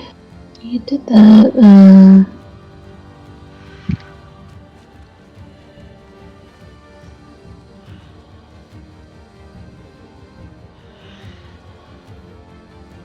action. Okay. Alright, so I'm gonna martial arts attack big guy here. Okay. Yes. Great. And then bonus action, I'm gonna do adrenaline rush. Alright. Oh wait, shit. That is not the one that disengages. Or actually, no. I'm gonna move here, but I'm doing this to get 2 temporary hit points. Okay. Yeah, actually, if I move here, I'm still within reach, so I wouldn't be op attacked, correct? Correct. Okay, perfect.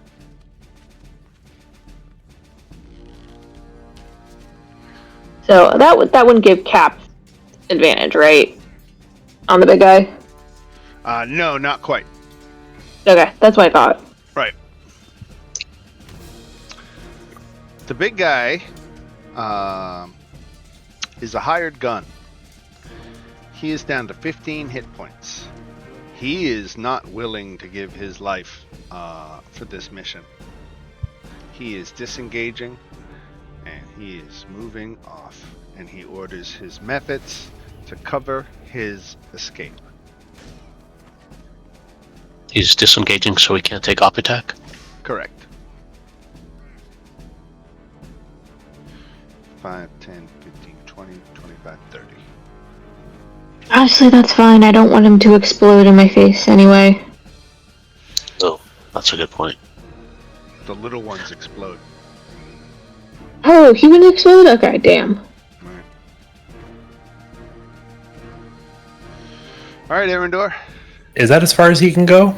Yep. That's too bad for him.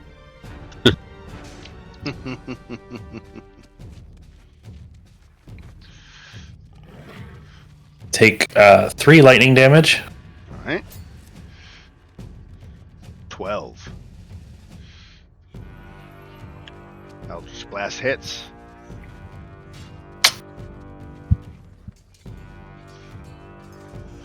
Five.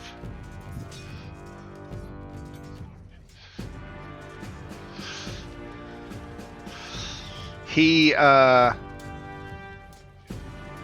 is begging for his life now. Saying, if you don't kill me, I'll tell you everything you want to know.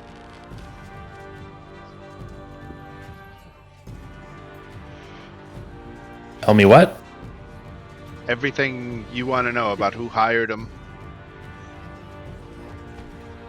Can I make an insight check to see if he actually plans to follow that? Sure. Yeah, he appears to be completely genuine. Okay. He's down to 5 hit points. He is afraid that if he falls unconscious, he's never going to wake up. I will stop the witch. I don't know proper terminology. Stop the witch bolt. Okay. Cease concentration. So, yeah. All right. He orders the Mephits to stand down. The crowd moves, but it's a moot point. Mephit stands down.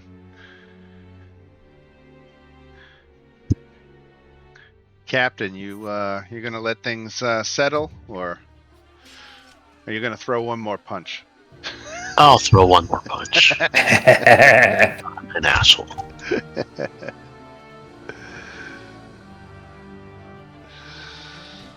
All right. If everybody's good, then we'll call the fight in your favor. I won't give you the Mephits. I'll give you one of the Mephits, and certainly the Salamander. You beat him, but 3 of the Mephits are still at full health. So they were ordered to stand down. You didn't really get the XP for them, but you did get, when you took one of them down to 3 hit points, you got the XP for him. So let's see. The Salamander. Where does it say the XP value on this is worth 1,800? Wow. The Mephit is worth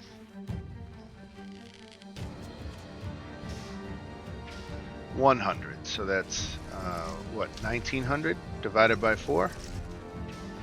Mm-hmm. 475 each. 475 experience? Yep.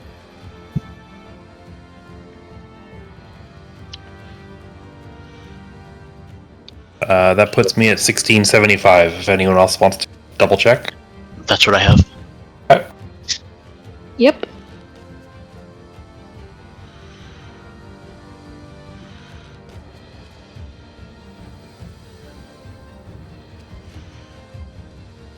Okay. All right. So Spill he spill the beans, pal. He says he was hired by a rival merchant of Salzar named Vrath. Vrath didn't even know what this delivery was. He just knows Salzar wanted it, and so he was paid to beat you guys up and take the egg from you so that Salzar wouldn't get it, and it's as simple as that. And he's very, very, very sorry. His name, rival merchant named Brath. Do I have that right? With a V. V-R-R-A-T-H, right, Vrath. And where can we find Vrath? He has an estate here, and he gives you directions to that estate. Okay. Well, get lost. Don't cause any more trouble. Very, very, very sorry, sirs. Buggers off.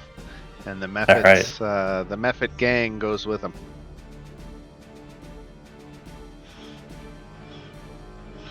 Congratulations, that was a good fight. Yeah. It was the tactic that I didn't see coming. Just focus fire on the big guy, and what the Mephits were going to do after the big guy went, I still hadn't completely decided. But I was thinking it likely that they were like, "Oh shit!" and like the big guy's dead. They were out of there. Yeah, bail. So it wasn't a bad tactic. But at the same time, I had written into the rules, just so you know, that if all the Mephits were dead and he was bloodied, and that means at 45 hit points or lower, he was going to give up. So you only had to get him down to 45 hit points if you killed all the other Mephits. Right. But because they were still up, he stayed up, and really he didn't start to consider backing out until he got under 30 hit points. But once he got under 30, he kind of wanted to back off and not be on the front line anymore. He just got pummeled before he had the opportunity. So that's kind of the post-fight recap there. Congratulations, that was a good one. Fight. All right. Yeah, we did it, and we only lost a few eyebrows. Yeah. Anybody wants to make a DC 10 history check can confirm Wrath is a City of Brass merchant. Because other than getting him to spill the beans, that's how he would have mentioned the name as he left, and you could have done a history check. All right. As the battle ends, merchants slowly emerge from hiding. Market activity cautiously resumes. In the distance, brass whistles begin sounding. City guards are finally responding to the disturbance. Fortunately, they're still several minutes away. You have no reason to remain, and the Flame Shroud estate lies only a few streets ahead. Get out of here.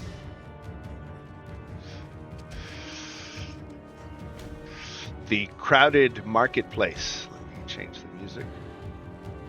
Yeah, we'll head straight there, I suppose. The crowded marketplace gradually gives way to broad avenues lined with polished brass statues and carefully maintained gardens of fire-blooming flowers. Ahead, towering obsidian gates rise nearly 40 feet into the air. Streams of molten metal flow through channels carved into the surrounding walls, bathing the estate in a warm orange glow.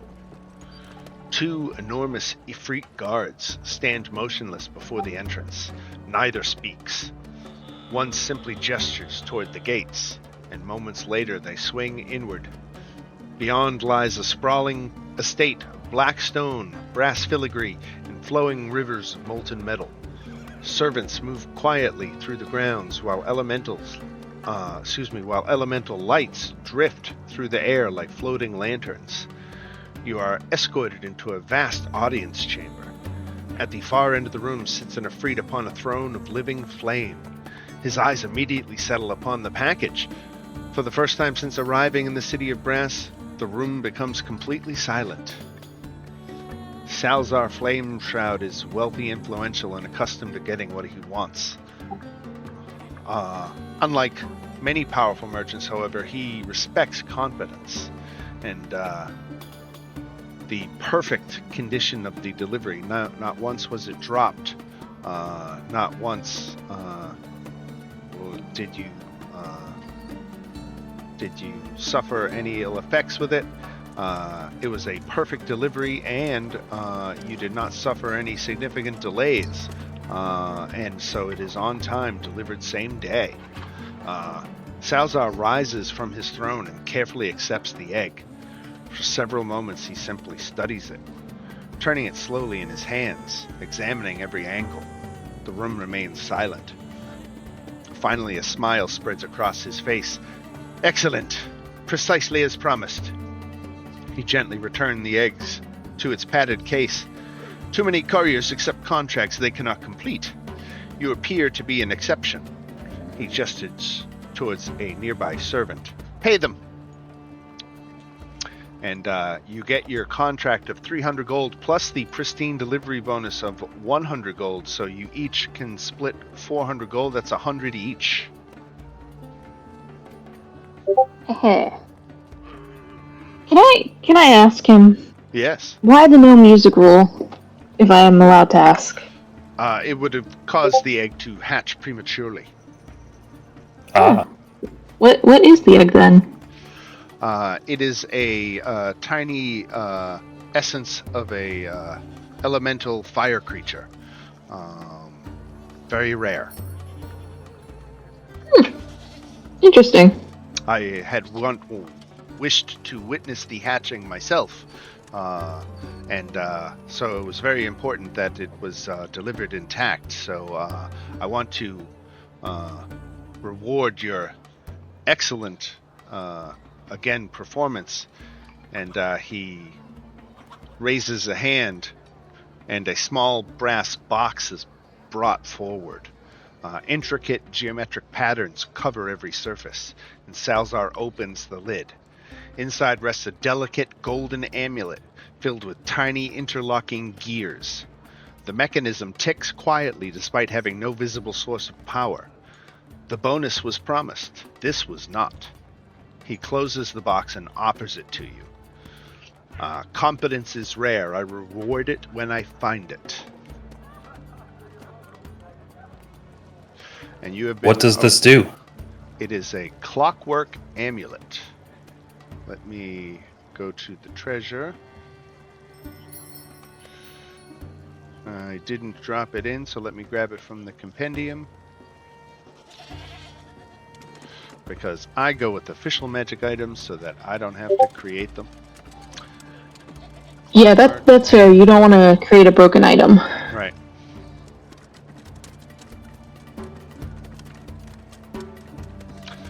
The copier, when you take an attack roll wearing the amulet, you can forego rolling the d20 to get a 10 on the die. You can do this once a day.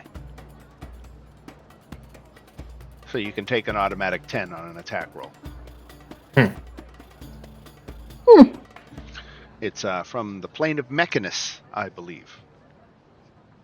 It replaces probability with certainty. Makes sense. All right.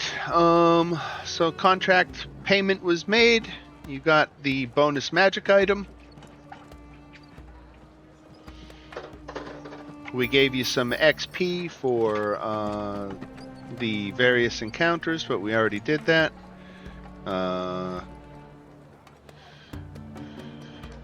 You return to Sigil successful. The company has earned a satisfied client, and you've earned your first major payday. The City of Brass gains a new story to tell, and PPCS takes another small step toward becoming a name known across the plains. I think that's it right here at 9:52. That timed Nice. out perfectly, right? Yeah. Excellent. Awesome. All right. Any post-game recap? Anybody? Any feedback? Anything to offer before we wrap it up? Well, I like that we're definitely proving ourselves to the company. That's for sure. Right. This was a good delivery. Yeah, I wanted to, now that we're back, who was it? The halfling who made the comment about Hazard? Yeah, I want to, when we get back, pull her aside and just be like, listen, you made a comment. The boss wasn't gonna budge. What can you tell me about the previous Hazard team?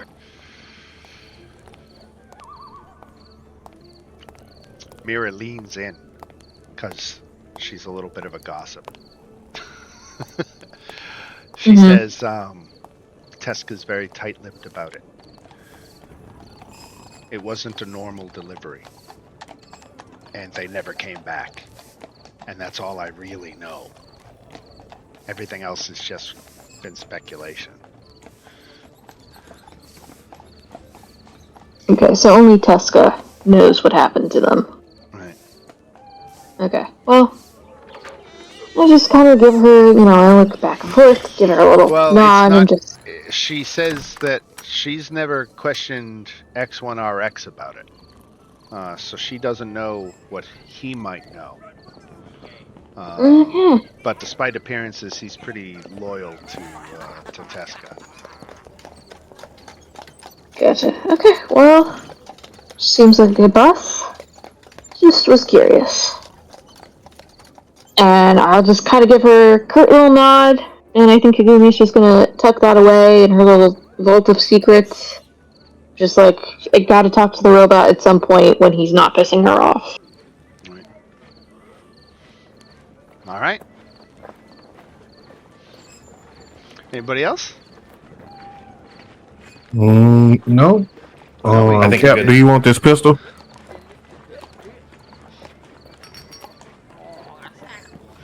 You want to give away the pistol you found last month? Yeah, it's not doing me any good. It's probably gonna do better in someone else's hands. It's worth some money if you sell it, right? Okay, we can sell it. I mean, that's Yeah, just but another that suggestion. depends on if nobody wants it. Right. I mean, well, quick question. Is a pistol a simple weapon? It's a martial weapon. I don't think I can use it then. Because I'm pretty sure that's not a monk weapon. I don't think I can use it. So I'm pretty sure, even considering my background. No, because I was gonna give it to you, but then I heard you say you didn't have any dexterity, and I have just a minimum 10 in it, so I assumed that Cap had dexterity, so I was gonna give it to him. You can get 125 gold for it. Sell it. yeah, sell it. Sell it. Okay, Yeah. we'll sell it. Right on. 120. How's everybody doing on gold, by the way? Everybody gets 131 gold. Because we get the 400 for delivering it unbroken, and then 31 for the gun we just sold. Okay.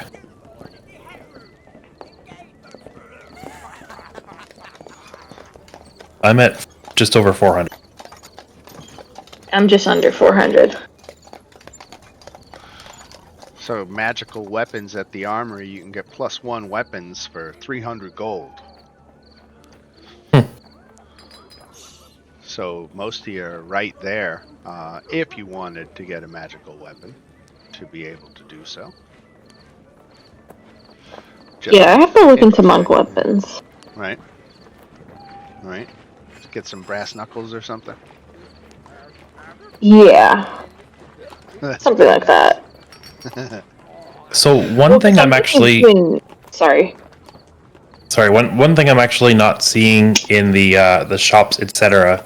section is anywhere to get like items that aren't weapons or armor, So like rings or cloaks or whatever. Right, so there really isn't places to buy magical items. Enchanted weapons and armor are a little different. That's like common enchantments, but like rings of protection +1, there's not like a store that sells that stuff. You could in the market ward, you could find anything. But you would kind of have to declare an intent to find something specific, point people out, see if if somebody could procure such an item, what the cost of procurement would be. But so if there's certainly items on your wish list, I would love for you to have a wish list because that would help influence what kind of treasure I would think about giving to. But we could, I could certainly flesh out a system where you could buy magical items. It just might even be more expensive than the prices listed in the player's handbook or D&G for such things, because it's just special circumstances, right? Okay. Right. Sounds good. Cool. Anything else? No, sir. All right, cool, everybody. So we are going to do another month, another session. I've got it pretty much all written and pretty much finalized. I might give it one or two more passes. Really, maybe only one more, because it's pretty solidly done. So I might even start looking beyond. Oh, I know one thing I wanted to ask. You might have noticed I've been starting each session so far with the little vignette of what your character has been doing this past month, and things from their backstory and background that are relevant to them. But before we go, this is where I guess you could declare your intent of what kind of things do you want to do with your off time this coming month. Can we think about that? Yeah, absolutely. Yeah, you totally Oh. can. And I already know. Discord chat, I kind of put it in my one sheet, but now that Kagumi has some money, and I will let you decide how much gold this is, she's gonna do some self-care and find like a really nice spa to go to. Just like one weekend a month, she just goes and like gets a facial, gets a massage, gets her hair done, something. She just needs somebody to take care of her for like 24 hours. Right on. All right. Yeah, no, I can totally. We can. I think the ladies' ward would definitely have a nice spa retreat. I'll have fun sometime. I'll have 15 minutes free, and I'll AI up a funny handout for a spa, and we can say that's what Kid Gumi spent some of her time doing. You know, just imagine her, you know, in a robe, mud mask, like cucumbers on the eyes. I love it. I love it. Yeah. Or even in a mud bath, like she does that like once a weekend, just as like her own personal like. This is the only thing getting me through the month every month is this treat. Right. That's fantastic. All right, folks. If there was nothing else, I will officially sign it off, and we will, drop things in the chat as they come up and think about them. I might do more handouts. I'm trying not to overwhelm you, but yeah. All right, cool. Everybody have a great week, and we are on for Monday next week. I'm sorry. I had to do my handoff and clock in for work while y'all were doing that. Oh, okay. Yeah, so what just happened? We were just talking about how you wanted to spend, if there was anything over the course of the next month you wanted to do with your free time. Okay. And Kagumi's going to the spa. Yeah. Kagumi's going to the spa. And this is money-wise, right? No, this is more story-wise. Like, at the beginning of each session, I've been kind of recapping what you've been doing, and I've been saying, like, Vox has been volunteering at the infirmary. This is your chance to influence that story. So unless, I'm going to try not to make it that you go to the infirmary every single month. But I also don't want to just make stuff completely up out of my ass if there's, things that you can tell me that you're interested in doing.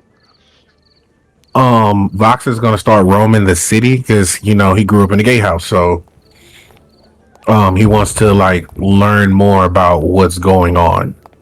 Explore in the city. Larger city, right? Just take it in and become an actual citizen, right? Instead of a person that lives in the records room of the 5 boroughs, as it were.